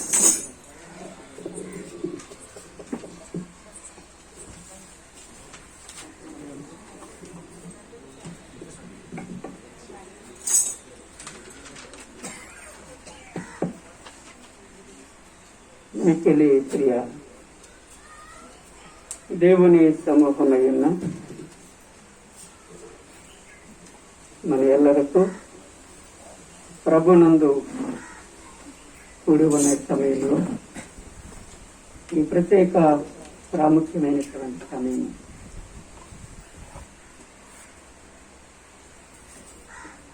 పుచ్చకాయల వారి కుటుంబంలో యవని యొక్క ప్రాముఖ్యతలో ఉన్నటువంటి అభిప్రాయమును బట్టి ఈ కుటుంబము కలిగినటువంటి దుఃఖ సమయము వేదన దాని నుండి ఆదరణ ప్రాధాన్యత ప్రభు ద్వారా కలిగి ఉండడానికి ఇంతవరకు దైవదాసులు ఆదరణ ప్రాముఖ్యతతో వాక్యాలు తెలియపరిచి మనందరికీ మరొకసారి ఆదరణ ప్రాధాన్యతలా కలిగి ఉండాలో తెలియపరుస్తూ దానిని స్థిరమైనటువంటి స్థితిని వెల్లడిపరిచారు. ఈ సమయంలో స్థానికంగా మాకు ఉన్నటువంటి పరిచర్య అలాగనే సహకారాల్లోనూ సహవాసములోనూ అన్ని విషయాలలోనూ వీరి కుటుంబము విశ్వాసపూర్వకంగా నిడదవోలు నమ్మికకు వెళ్ళిన విషయాలైతేనేమి దేనైతేనేమి ప్రభు విషయంలో ఈ కుటుంబము బిడ్డలు కూడా దైవ సహవాసం ఎలా నేర్పబలగినటువంటి విషయం ఉందో అందులో ఆ బిడ్డలు కూడా అంతటి యొక్క విధిని వారు నిర్వర్తించేటటువంటి సహవాసములోను సహకారములోను కలిగిన వారై ఉన్నారు. ఆదరణ మాట అనేటువంటి మాటలో మనము మాకంటే ఎక్కువ ప్రాధాన్యత కలిగిన మాటలు తెలియపరచట్లు అసలు అయితే మాకు ఎఫ్రామును బట్టి కొన్ని విషయాలు అంటే అతి కొద్దిమైనటువంటిదే మేము చెప్పగలడానికి ఇష్టపడుతున్నాం. ఆ యవనుడు క్రీస్తు ప్రభు యందు ఆయన ఎప్పుడైతే మారు మనసు పొందాడో పొందిన నాటి నుండి క్రీస్తు ప్రభుకు చాలా దగ్గరగా ఉన్నటువంటి వాడిగా మేము గ్రహించి ఉన్నాం. కొలస్సే పత్రికల 3వ అధ్యాయంలో పౌలు గారు ఎందుకైతే ఆ ప్రాంతానికి ఆ యొక్క పత్రిక రాశాడని మేము గమనిస్తే 3వ అధ్యాయం 8వ వచనంలో ఉన్నటువంటి మాట మాకు గుర్తుకొస్తూ ఉంది. ఇప్పుడైతే మీరు కోపము, ఆగ్రహము, దుష్టత్వము, దోషణ, మీ నోట బూతులు వీటన్నిటిని విసర్జించరు అని ఒక ప్రాంతానికి ఆయన మరి ప్రభువును బట్టి తెలియపరిచారు. అయితే ఎఫ్రాయిము విషయంలో మేము ఇవి విసర్జించడం అనేటువంటిది మేము గమనించాం. విసర్జించబడవలసినవి ఏమైతే ఉన్నావో అవి వాటిని విసర్జించడం ఎలాగా అనేటువంటిది ఎలా సాధ్యమయ్యింది అంటే అది ప్రభువును బట్టి ఆయన సాధ్యపరుచుకున్నాడు. ప్రభువును బట్టి సాధ్యపరుచుకున్నాడో ప్రభు యొక్క ప్రాధాన్యతలో ఆయన వర్ధిల్లాడు. కనుక ఎఫ్రాయిమును బట్టి సాక్ష్యము ఆయన ఏం సాక్ష్యం నిలుపుకున్నాడంటే ఇగో ఈ విధమైనటువంటివి ఆయన జీవితంలో సాక్ష్యాలుగా ఉంచాడు. కనుక మాకు వచ్చినటువంటి ఆ యొక్క ఈ ప్రాంతంలో ఎఫ్రాయిముకు ఒక ఆశయం ఒకటి ఏర్పడింది. ఏంటంటే ఈ కరోనా కాలంలో నిడదవోలులో వెళ్ళి ఆరాధన జరిపించుకోవడం కష్టమయ్యే సమయంలో ఆయన చాలా బాధపడ్డాడు. గృహము ఆరాధించుకోవటానికి అనువైన స్థలం కాకపోతే అనేటువంటి బాధ ఆయనలో ఉండిపోయింది. ఆ సమయంలో చాలా వేదన చెందాడు. అంటే ఎంత యొక్క అతని ఆత్మలో తీవ్రత కలిగి ఉంది యేసును బట్టి ఆ పరిశుద్ధమైనటువంటి ఆ తీవ్రత ఆయనలో ఆ కుమారులో ఉంది. అందుకు మేము ఆయన బట్టి ఆ కుమారుని బట్టి యవనుల్లో ఆ కుమారుని బట్టి సాక్ష్యము చెప్పగలం. కనుక ఆయన దాసబడినటువంటిది. కనుక ఆ యొక్క దాసబడడానికి ఏంటి ప్రాముఖ్యత అంటే చదవబడిన కొలసి పత్రికలోనే ఇప్పుడు ఆయన దాసబడి ఉన్నారు. ఎవరి యందు దాసబడి ఉన్నాడంటే యేసు ప్రభుని యందు ఆయన దాసబడి ఉన్నారు. ఆయనతో దాసబడి ఉన్నారు. మనము దాయలేదు, మనం దాసే ప్రయత్నం మనకు లేదు, దాయగలిగిన హక్కు కూడా మనకు లేదని ఆ మాట అక్కడ తెలియపరచబడుతుంది. కొలస్సే పత్రిక 3:3లో తెలియపరచబడుతుంది. ఆ దాసబడడానికే మనం అందరము ప్రభుతో దాసబడాలంటే దేవుని యొక్క మాటకే, దేవుని యొక్క ప్రాధాన్యతకే ఎవరము కలిగి ఉంటామో ఆ దాసబడ అర్హత ప్రభుతో మనం కలిగి ఉంటాం. ఆ ధన్యత ఎఫ్రాయిం పొందుకున్నాడు. కనుక ఆ ధన్యత పొందబడడానికి మరి ఏమైతే ఈ సమయాల్లో ఆదరణ అనేటువంటిది అవసరత కలిగి ఉన్నదో మనమందరం దాసపడాలి, ఆయన యందు దాసపడాలనేటువంటిది కలిగి ఉంది. కనుక తల్లిగా వారి ఉన్నటువంటి తల్లికి, అలాగే సాటి అయిన సహకారిగా ఉన్నటువంటి సోదరుడికి దాసబడినటువంటి విధిలో ఆ స్థితిని కలిగి ఉన్నదనే నమ్మిక, అలాగే మరి ఆషేరు గోత్రికురాలు ప్రభు యందు కొన్ని సంవత్సరాలు కలిగి ఉంది. లూకా సువార్తలో మనం చూస్తే యవన ప్రాముఖ్యతలను యవ్వన దశలని ఆమె మరి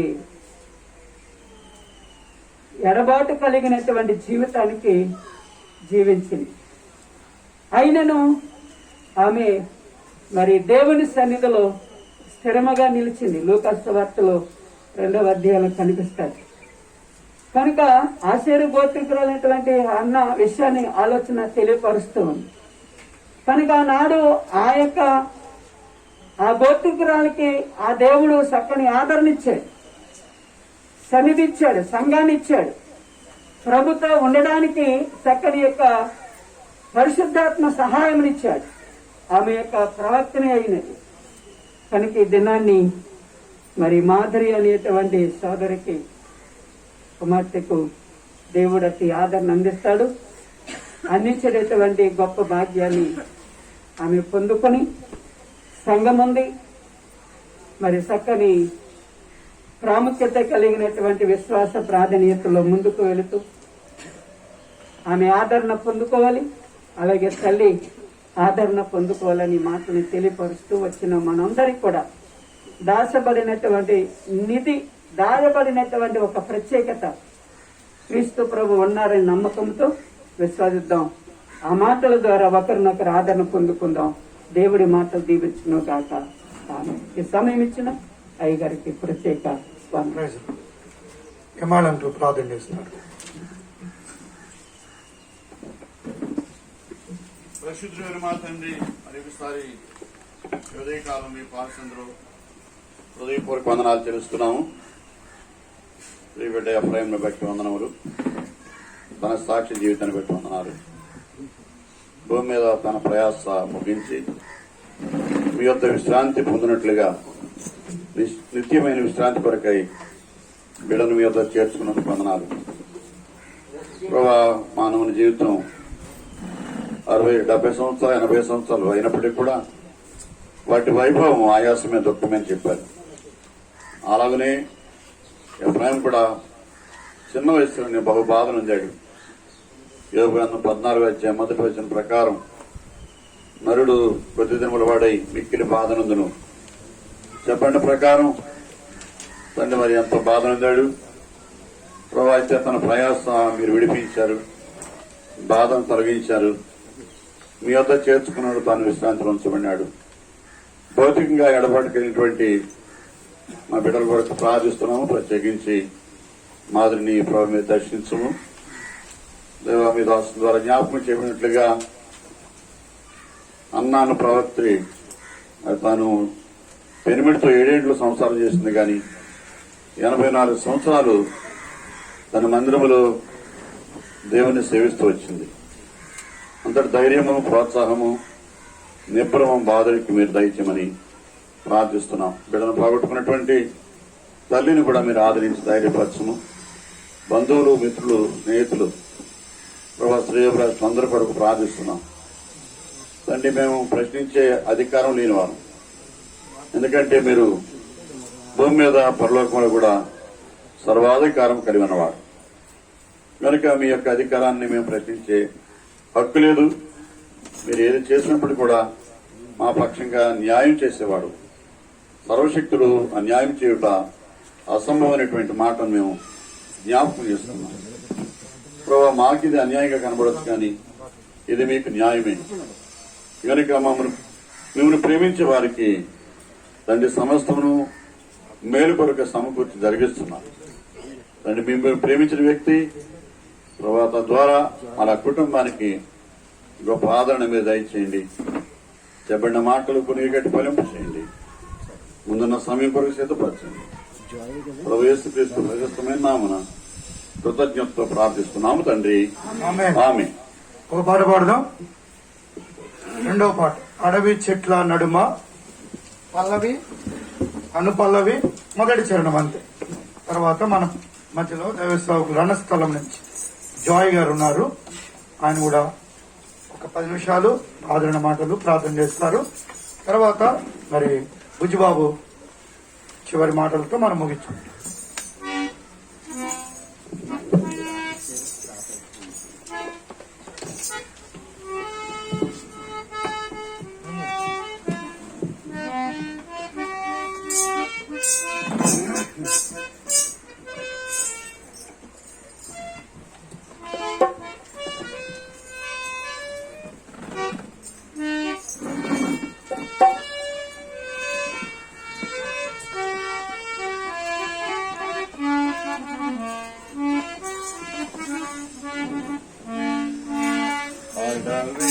చెట్ల నడుమా ఒక జల్దరు వృక్షంవలే పరిశుద్ధుల సమాజములో చూస్తున్నాడు. పరిశుద్ధుల సమాజములో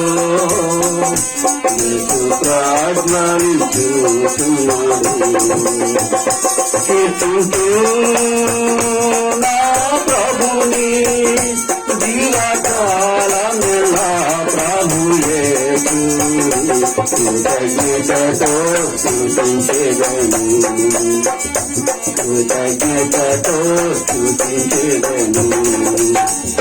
చారోను రోజాయనే లోయ పద్మమును ఆయనే, చారోను రోజాయనే లోయ పద్మమును ఆయనే.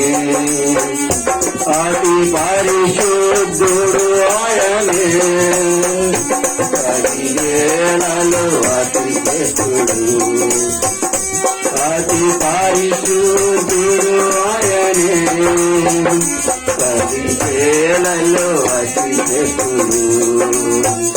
కీర్తించు నా ప్రభుని జీవకాలమెల్లా ప్రభుయేసుని కృతజ్ఞతతో స్తుతించెదను, కృతజ్ఞతతో స్తుతించెదను. అడవి చెట్ల నడుమా ఒక జల్దరు వృక్షంవలే పరిశుద్ధుల సమాజములో ప్రజ్వలించుచున్నాడు. పరిశుద్ధుల సమాజములో యేసు ప్రజ్వలించుచున్నాడు.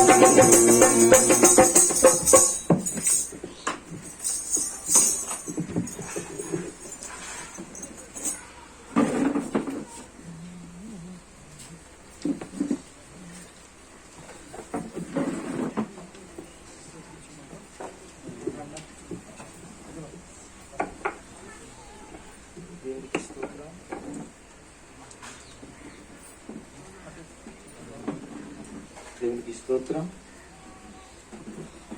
నాకు ఈ అవకాశం ఇచ్చిన స్థానిక సేవకులకి ప్రభువుని యేసుక్రీస్తు నామములో శుభాలండి. అదేవిధంగా ఇక్కడ స్థానికంగా సేవ చేస్తున్న సేవకులకు కూడా ప్రభువుని యేసుక్రీస్తు నామములో వందనములు. మీ అందరికి కూడా వందనములండి. నేను ఈ దినము శ్రీకాకుళం నుంచి నిన్న బయలుదేరి విక్రమణీయ మరణించారని తెలిసి నేను అన్నితో నాకున్న బంధమును బట్టి కొన్ని కార్యక్రమాలు అక్కడ ఉన్నప్పటికీ ఆ రోజు రాలేకపోయి ఉన్నాం. నిన్న మా ఫెలోషిప్లో ఉన్న ఒక సేవకురాలు ప్రభువునందు నిద్రించి ఉన్నారు. కావున మేము అందరము అక్కడికి వెళ్ళి ఆదరణ కూడికి వెళ్ళి వచ్చి ఉన్నాము. ఈ దినము మళ్ళీ అన్ని దగ్గరికి రావాలని మేము ఎంతో ఆశపడి నేను బయలుదేరి ఇక్కడికి వచ్చి ఉన్నాను.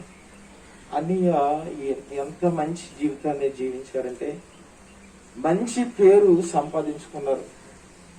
అందరి దగ్గర చాలా మంచి పేరు సంపాదించుకుని ఉన్నారు. సుగంధ తైలము కంటే మంచి పేరే ముఖ్యం. సేవకులు అనేకమైన విషయాలు చెప్పి ఉన్నారు. అయితే ఈ దినం నేను ఒక మాట చెప్పాలని ఆశపడతా ఉన్నాను. ఒక చిన్న కథ చెప్పాలని ఆశపడతా ఉన్నాను. ఆ కథ నా ఆత్మీయ జీవితాన్ని పురుకలుపునిచ్చింది, చాలా బలపరిచింది. మీరు కూడా ఈ కథను ఒకసారి మీరు జ్ఞాపకం చేసుకోవాల్సిందిగా మీకు తెలియజేస్తా ఉన్నాను. ఒక దేశంలోని ఒక రాజు గారు జీవో ప్రకటించారట. ఏంటనంటే ఆ రాజుగారు మంచి బలవంతుడు, యుద్ధ నైపుణ్యం కలిగిన వారు, అనేక రాజ్యములు జయించిన వారు. ఆ రాజుగారు తన శక్తిని, తనకున్న కండబలం కావచ్చు, లేకపోతే తనకున్న సోల్జర్స్ కావచ్చు, తనకున్న రాజ్యము, సిరి సంపదలు ఇవన్నీ చూసి ఆ వ్యక్తి ఒక గర్వాంధుడై నేను కూడా పూజింపబడాలి, నేను దేవునితో సమానుణ్ణి అనుకుని ఆ రాజుగారు ఒక ప్రతిమను, తన ప్రతిమను చేయించుకుని ఈ ప్రపంచంలో ఉన్న వారందరూ దీన్నే పూజించండి, నా రాజ్యంలో ఉన్న ప్రతి ఒక్కరు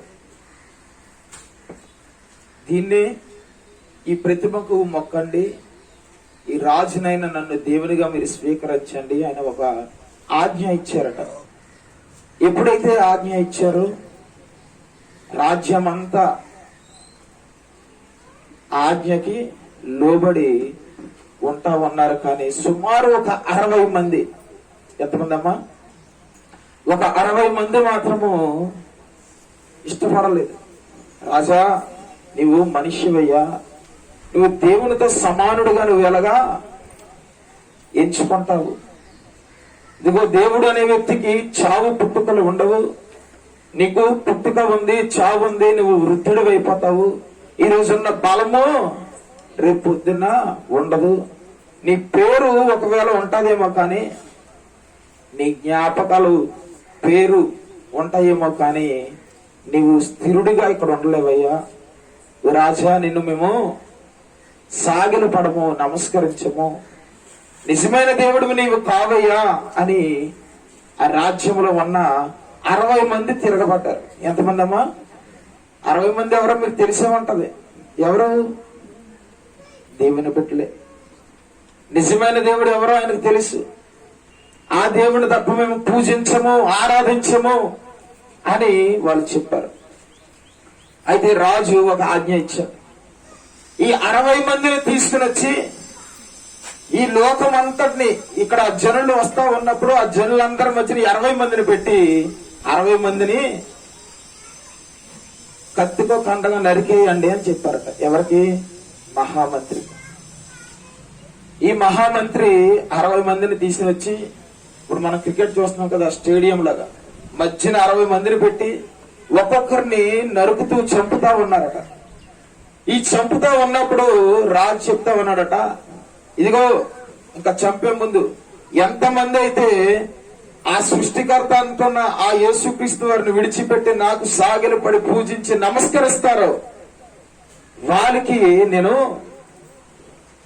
కొన్ని డబ్బు కావచ్చు, ధనము కావచ్చు, ఉద్యోగం కావచ్చు, మంచి ఉద్యోగం ఇస్తాను, మంచి హోదా ఇస్తాను, బంగారం ఇస్తాను, భూములు ఇస్తాను, ఎవరైతే నా మాటకు మళ్ళీ ఆఖరిగా ఒక అవకాశం ఇస్తా ఉన్నాను, మీరు చచ్చిపోయే లోపు ఒకసారి బయటికి రండి అని చెప్పారట రాజుగారు.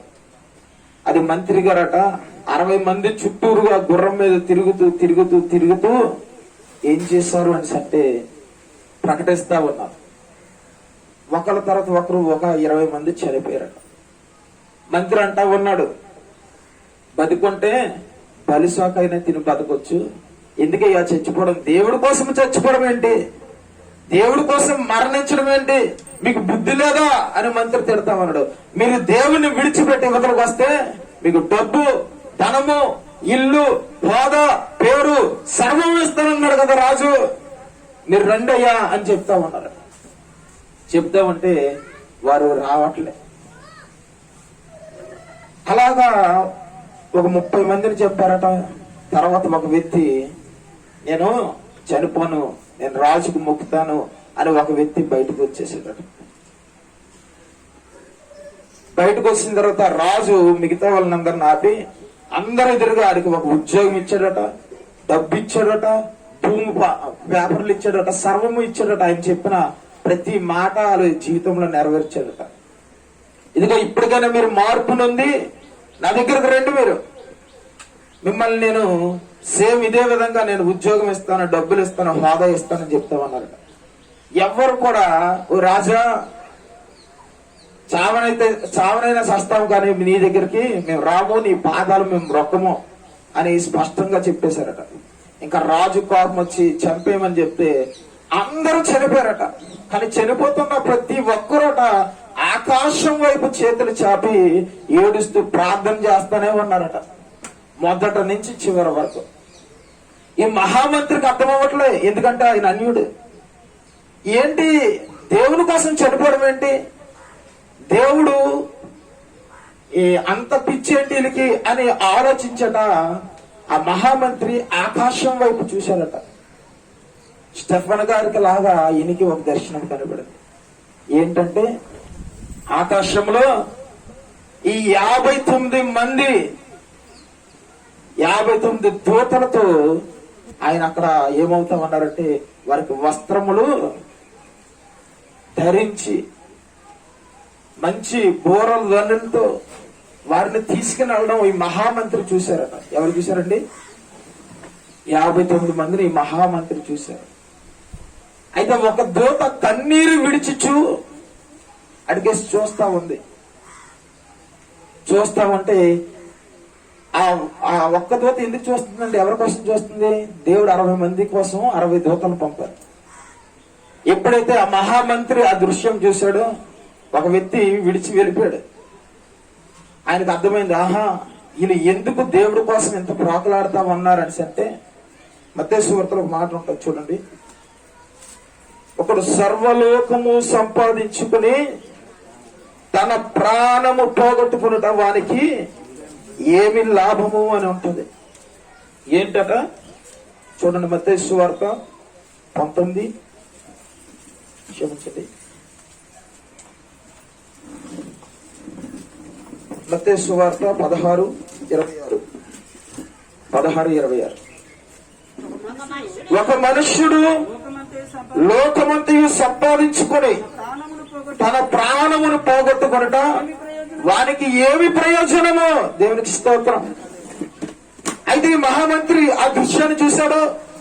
నాకు కూడా ఉద్యోగం ఉంది, నాకు కూడా సర్వం ఉన్నాయి, కానీ ఇది ఏంటి కూడా నాకు పరలోక రాజ్యం ఇవ్వదు, నా దగ్గర బోలంత డబ్బు ఉంది, ధనం ఉంది అనేసి ఆ మహామంత్రి ఏం చేశాడంటే ఆ గుర్రం మీద నుంచి దిగి తనకున్న ఆ కిరీటం కావచ్చు లేకపోతే తనకున్న దుస్తులు తీసి ఆ రాజు వైపు తిరిగి అంటా ఉన్నాడట, రాజా నువ్వు దేవుడు కాదు, నిజమైన దేవుడు నువ్వు చెప్పవే, వీరి దేవుడే నిజమైన దేవుడు, నేను కూడా ఆయన్నే పూజిస్తాను, నిన్ను పూజించను అన్నాడట.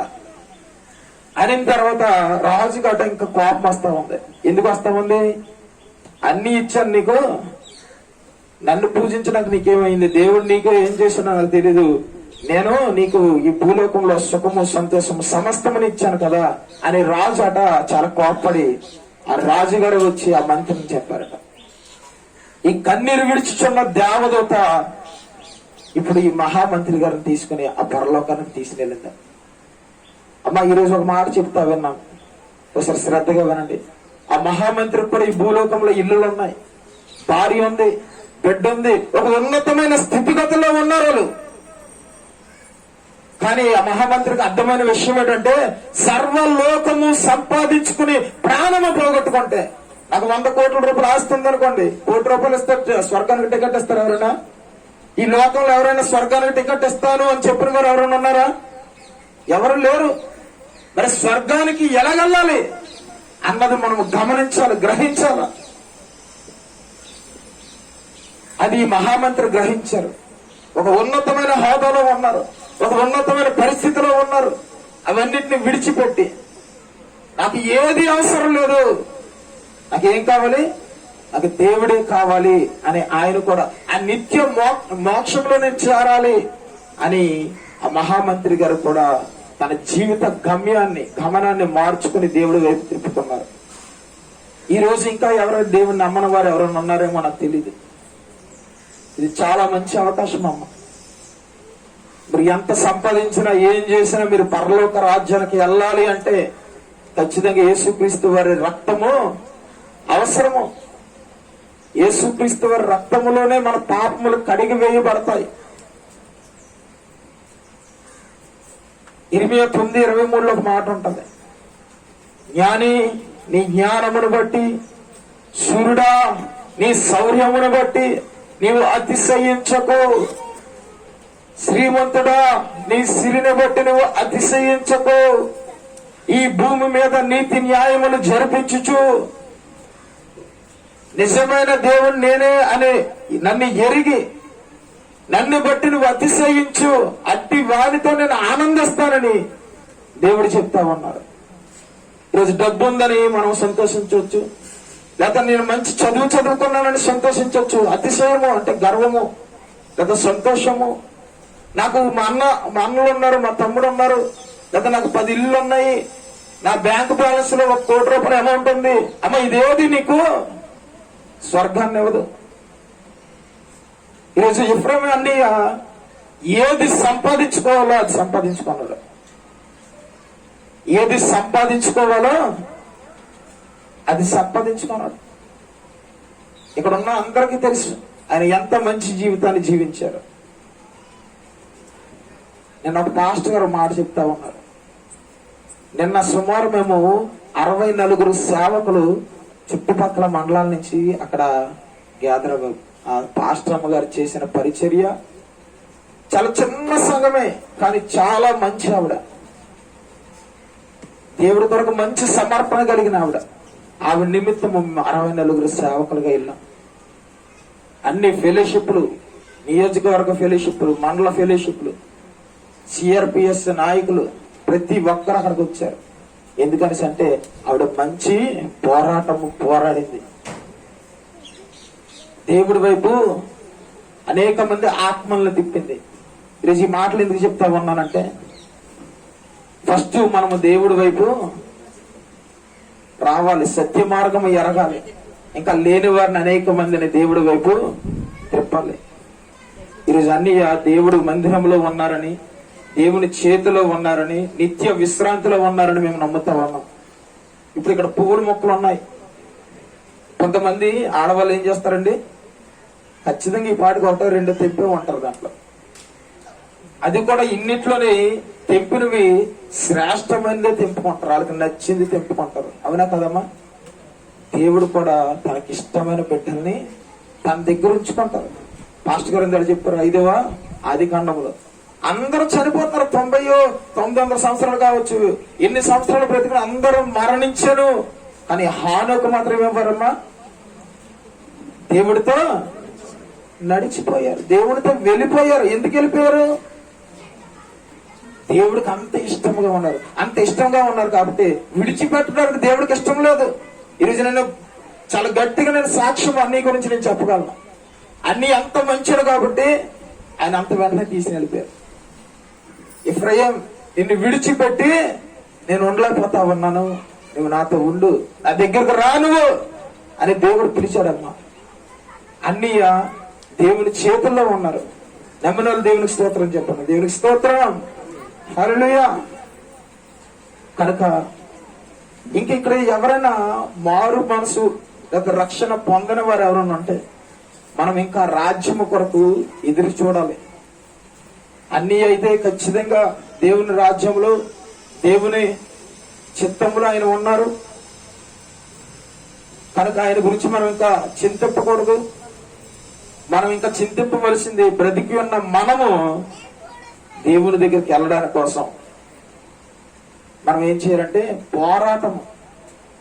బైబిల్లో మాట ఉంటుంది, నరుని కాలము యుద్ధ కాలము వంటిది కాదు. ఈ భూలోకంలో యుద్ధము, పోరాటాలు ఇవి చేస్తూ జీవించాల. ఈ పాపముతో పోరాడాల. హిందువులకైతే ఒకటే పోరాటం ఉంటుంది, కానీ క్రైస్తవులకు 2 పోరాటాలు ఉంటాయన్న. కుటుంబాన్ని పోషించుకోవాలి, ఆత్మీయ పోరాటం ఉంటుంది. పరిశుద్ధత, ఇహలోక మాలిన్యము అంటించుకోకుండా మనం జీవించాలి. కనుక నాకు తెలిసి అన్నయ్య మాత్రం చాలా మంచి పోరాడి ఉన్నారు. ఈ దినము ఆయన గురించి నేను ఇక్కడ సాక్షిగా మాట్లాడుతూ ఉన్నాను. ఎక్కడో శ్రీకాకుళం నుంచి నిన్న నైట్ ఒక్కడినే కారు డ్రైవ్ చేసుకుని రాత్రి సుమారు 2:30 అయింది. నేను వచ్చి మా బావగారి ఇంటికాడ, బుజ్జమ్మ గారు వాళ్ళ అన్నయ్య గారి ఇంటికాడ, ఆయన మా బావగారు ఆయన ఇంటికాడ నేను వచ్చి ఉన్నాను. ఆయన గురించి నేను ఇక్కడ సాక్షిగా నిలబడాలని ఆశపడ్డాను. ఈ దినము మళ్ళీ ఒకసారి చెప్తా ఉన్నాను, సర్వలోకము సంపాదించుకొని ప్రాణము పోగొట్టుకునట వానికి ఏమి లాభం అని చెప్తా ఉన్నారు. కనుక ఇంకా ఎవరైనా ఉంటే, అమ్మా పాప క్షమాపణ అనేది ఎక్కడా ఉండదు. స్వర్గానికి టికెట్ ఇస్తామనేసి ఎక్కడా లేదు, ఎవరు చెప్పలేదు ఇంతవరకు. కానీ యేసు చెప్పను, నేనే మార్గము సత్యము జీవము అని చెప్తా ఉన్నారు. కనుక ఆ జీవంలోకి మనము కొనసాగుదాం. ఇంకా అన్ని గురించి అయితే మనం చింతపడకూడదు. మనం చింతపడవలసిందంతా మన గురించి. కనుక మరి వారైతే గాయమైతే ఉంటది. మళ్ళీ ఇలాంటి కార్యక్రమాలు మనకు జరిగినంత వరకు ఇలాంటివి సమస్యలు ఉంటాయి. కానీ వెనుకున్నవి మరిచి ముందున్న వాటికి మనం వెళ్ళాలి. ప్రతి సమస్య వెనకాల, ప్రతి శోధన వెనకాల దేవుడు మళ్ళీ ఒక శ్రేష్టమైన బహుమానం ఉంచుతారని ఆత్మీయ జీవితంలో నేను గ్రహించి ఉన్నాను. కనుక శ్రేష్టమైన బహుమానము దేవుడు దయచేయలాగా, దుఃఖ నివారణ వాళ్ళకు కలుగులాగా మీరు అందరూ వాళ్ళ గురించి ప్రార్థన చేయవలసిందిగా కోరుతా ఉన్నాను. ఈ అవకాశం ఇచ్చిన స్థానిక సేవకులకు ప్రభువైన యేసుక్రీస్తు నామములో తెలియజేస్తున్న మాటలు ముగిస్తా ఉన్నాను. ప్రార్థన చేసుకుందాం. ప్రేమల మా తండ్రి, వందనాలు. ఇంతవరకు మీరు ఇచ్చిన కృపను బట్టి వందనాలు. దైవదాసులను ప్రభు మరి చంద్రరావు గారిని అలాగే జాయ్ గారిని కూడా మీరు వాడుకుని కొన్ని మాటలు శ్రేష్టమైనవి కూడి వచ్చిన వారికి, ఇంటి వారికి కూడా ఇచ్చారు. సమయం అంతా మేలుకరమి చేస్తున్నందుకు వందనాలు చెల్లిస్తూ చేస్తున్నామని ప్రార్థిస్తున్నాం తండ్రి, ఆమేన్. బుజ్జిబాబు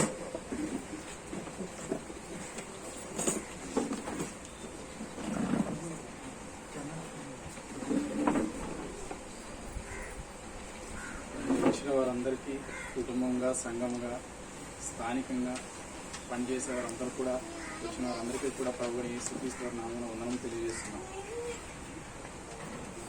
మరి ముఖ్యంగా ఏంటంటే, ఇక్కడ ఉన్న వారందరికంటే కూడా బాధ కన్నా సంతోషంగానే ఉంది. ఎందుకంటే ఇక్కడ ఉన్న వారందరికంటే ముందుగా అన్నయ్య దేవుని దగ్గర ఉండడానికి సంతోషపడుతున్నాం. ఎందుకంటే ఇక్కడ ఉన్న బాధ చాలా చాలా బాధ అనుభవించాడు. హాస్పిటల్లోనేమి, ఇంటి దగ్గరనేమి, అన్ని విషయాల్లో కూడా. ఆ రోజు తీసుకొచ్చిన రోజున కూడా బాధగా ఉన్నా కూడా చెప్పలేదు అన్నయ్య బయటికి కూడా. అమ్మ అడిగినా లేకపోతే అన్నయ్య అడిగినా కూడా ఏంటి అలా ఉందని చెప్పినప్పుడు కూడా బయటకు చెప్పుకోలేదు. కానీ పొద్దున్న ఇక్కడే ప్లేస్లో కూర్చుని నేనే చనిపోతున్నానని, వెళ్ళిపోతున్నానని స్వయంగా చెప్తూ వచ్చాడు. బాధ చేస్తుంది. అంబులెన్స్ వచ్చే లోపల వెంటనే చనిపోయాడు. కానీ ఎంత ఉన్నా కానీ బాధ ఇంత ఇదివరకైనా కానీ ఇప్పటికి కూడా కాదు, ముందు దినాల్లో కూడా ఎటువంటి బాధ ఉన్నా కానీ బయటకు చెప్పుకునేవాడు కాదు. ఎంతైనా సరే మేమున్నా కానీ, అమ్మతో అయినా కానీ, ఏ విషయంలో అయినా, డబ్బుల విషయంలో అయినా కానీ, ఆరోగ్య విషయంలో అయినా కానీ ఎక్కువగా బయటకు చెప్పుకునేవాడు కాదు. కానీ భౌతికంగా, శరీరంగా దూరం అయినప్పటికీ కూడా ఆత్మీయంగా అన్నయ్య ముందుగా దేవుని దగ్గరికి వెళ్ళాడు. ఎందుకంటే తెస్సలోనికీయులు రాసిన పత్రికలో ఉంది కదా, నిరీక్షణ లేని ఇతరుల వలె మీరు ఉండకూడదు అని. కానీ దేవుడు ఆ నిరీక్షణ మా అందరికీ ఇచ్చాడు. ముందుగా దేవుని దగ్గరికి వెళ్ళాడు. ఇక్కడ ఉన్న బాధలు, కష్టాలు, అనారోగ్యాలు, ఒకవేళ మనుషులు విసుక్కోవచ్చు, చేదరించుకోవచ్చు, బహుశా అవన్నీ ముందుగానే దూరం చేసి అన్నయ్యని తీసుకుని వెళ్ళాడు. అందుని బట్టి వందనం తెలియజేసుకుంటాం. ఇక్కడ వచ్చిన ప్రతి ఒక్కరు కూడా మరొకసారి వందనం తెలియజేసుకుంటూ, ప్రేమతో సిద్ధపరిచిన ఇందును స్వీకరించి మా కుటుంబం కోసం ప్రార్థన చేయవలసిందిగా కోరుచున్నాం.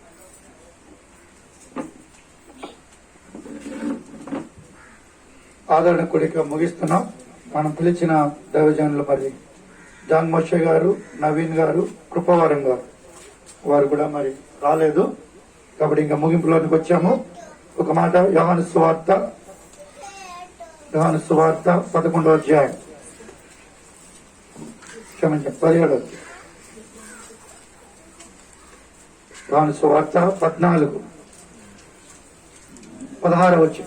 యోహాను సువార్త 14:16. నేను తండ్రిని వేడుకుందను, మీ వద్ద ఎల్లప్పుడూ ఉండుటకై ఆయన వేరొక ఆదరణకర్తను అనగా సత్య స్వరూపి ఆత్మను. కాబట్టి ఇంటి వారికి తండ్రిని మనం వేడుకుందాం. ఆదరణకర్త ఎల్లప్పుడు వీరితో ఉండినట్లుగా. అక్కడ 17 చివరి మాట ఉంది, ఆయన మీతో కూడా నివసించును, మీలో ఉండను. ఆయన మీతో కూడా నివసించును, మీలో కూడా ఆయన ఉండును. చివరిగా 17 వచ్చు, 27 వచ్చు, 27 శాంతిని మీకు అనుగ్రహించి వెళ్ళుచున్నాను, నా శాంతిని మీకు అనుగ్రహించి లోకం ఇచ్చినట్లుగా నేను మీకు అనుగ్రహించట్లేదు. మీ హృదయమును కలవరపడనీయొక్కడి వెరవనీయం. వాడు మీ హృదయాలు ఇంకా కలవరపడనీయొద్దు, వెరవనీయొద్దు. ఆదరణకర్త వాడు మీతో ఉంటాడు. ఆయన ఎల్లప్పుడూ మీతో ఉండి మిమ్మల్ని నడిపించును గా. ప్రేమ నమ్మకం కలిగిన పరలోకపు తండ్రి, ఘనమైన నామమును వందనాలు చెల్లిస్తున్నాము. ఎంతైనా మంచి దేవుడు, ఈ విధంగా ఆదరణ కూడా కలిగి ఉండడానికి మీరు ఇచ్చిన కృపను బట్టి వందనాలు. ఇచ్చిన చల్లని వాతావరణాన్ని బట్టి కూడా వందనములు. అనేక మందిని తీసుకుని వచ్చారు, దైవదాసులను తీసుకుని వచ్చారు. ప్రార్థించిన వారిని బట్టి, పాటలు పాడిన వారిని బట్టి, ఆదరణ మాటలు ఇచ్చిన దైవజనులను బట్టి వందనాలు. నీ మాట వ్యర్థంగా మళ్ళీ నీ యొద్దకు రాదు. ఇది సజీవమైన మాట. ఈ మాటల చేత ఒకరినొకడు ఆదరించుకోండి అని చెప్పారు. ఇప్పుడు మేమందరం కొంతసేపటి తర్వాత ఇక్కడి నుంచి బహుశా వెళ్తాం. కానీ మీరు వారితో ఉండమని ప్రార్థిస్తున్నాం. ఆదరణకర్తగా వారితో ఉండే, నేను మీతో నివసిస్తాను, మీతో ఉంటాను అని చెప్పారు. మత్తయి సువార్త 28 చివరి వచనం, ఇదిగో యుగ సమాప్తి వరకు సదాకాలం నేను మీతో కూడా ఉందును అని చెప్పారు. సహాయం దయచేయండి. ఫిబ్రవరి 13:5 నిన్నేమాత్రమే విడవను, నిన్ను అంటాను ఎడబాయనని ఆయనే చెప్పాను కదా. కాబట్టి మీరు ఎడబాయరు, సదాకాలం ఉండేటువంటి దేవుడు. మా మరణం వరకు, నీ రాకడ వరకు ఆదరణకర్త నుంచి మరొకసారి కుటుంబీకులందరి కొరకు వచ్చిన స్థానిక సంఘం, దూర ప్రాంతాల నుంచి కూడా వచ్చారు. వారందరినీ దైవ సౌకర్యాలు తీసుకొచ్చారు బహుదూర ప్రాంతాల నుంచి. అందరినీ మీరే దీవించమని, ఎవరైతే రక్షణ లేకుండా వచ్చారో, కొన్ని మాటలు విన్నారో, ఇవి నిష్ప్రయోజనం కాకుండా వారిలో మీ కార్యం చేయమని ప్రార్థిస్తూ, మరొకసారి కుటుంబాన్ని నీ ఆదరణ కలిగిన హస్తాలకు నీ కౌగిట చేర్చుకోమని ప్రార్థిస్తూ, యేసు నామములో కృతజ్ఞతలు చెల్లించి ప్రార్థించి వచ్చున్నాం తండ్రి, ఆమేన్. పరమ తండ్రి దేవుని ప్రేమయు, కుమారుడైన యేసుక్రీస్తు వారి కృపయు, పరిశుద్ధాత్మ దేవుని యొక్క సంపూర్ణమైన ఆదరణ చేరువచ్చిన వారికి, ముఖ్యంగా అభిప్రాయం విడిచి వెళ్ళినటువంటి కుటుంబీకులు, రక్త సంబంధం, బంధువులు, సంఘం అంతటికి కూడా ఇప్పుడు ఎల్లప్పుడు సదాకాలం తోడైండును గాక. ఆమేన్. యేసుక్రీస్తుకు యుగయుగములు ఈ కుడిక ద్వారా మహిమ కలుగును గాక. ఆమేన్. మీకు అందరికీ వందనాలు. బయట మరి భోజనాలు ఉంచారు.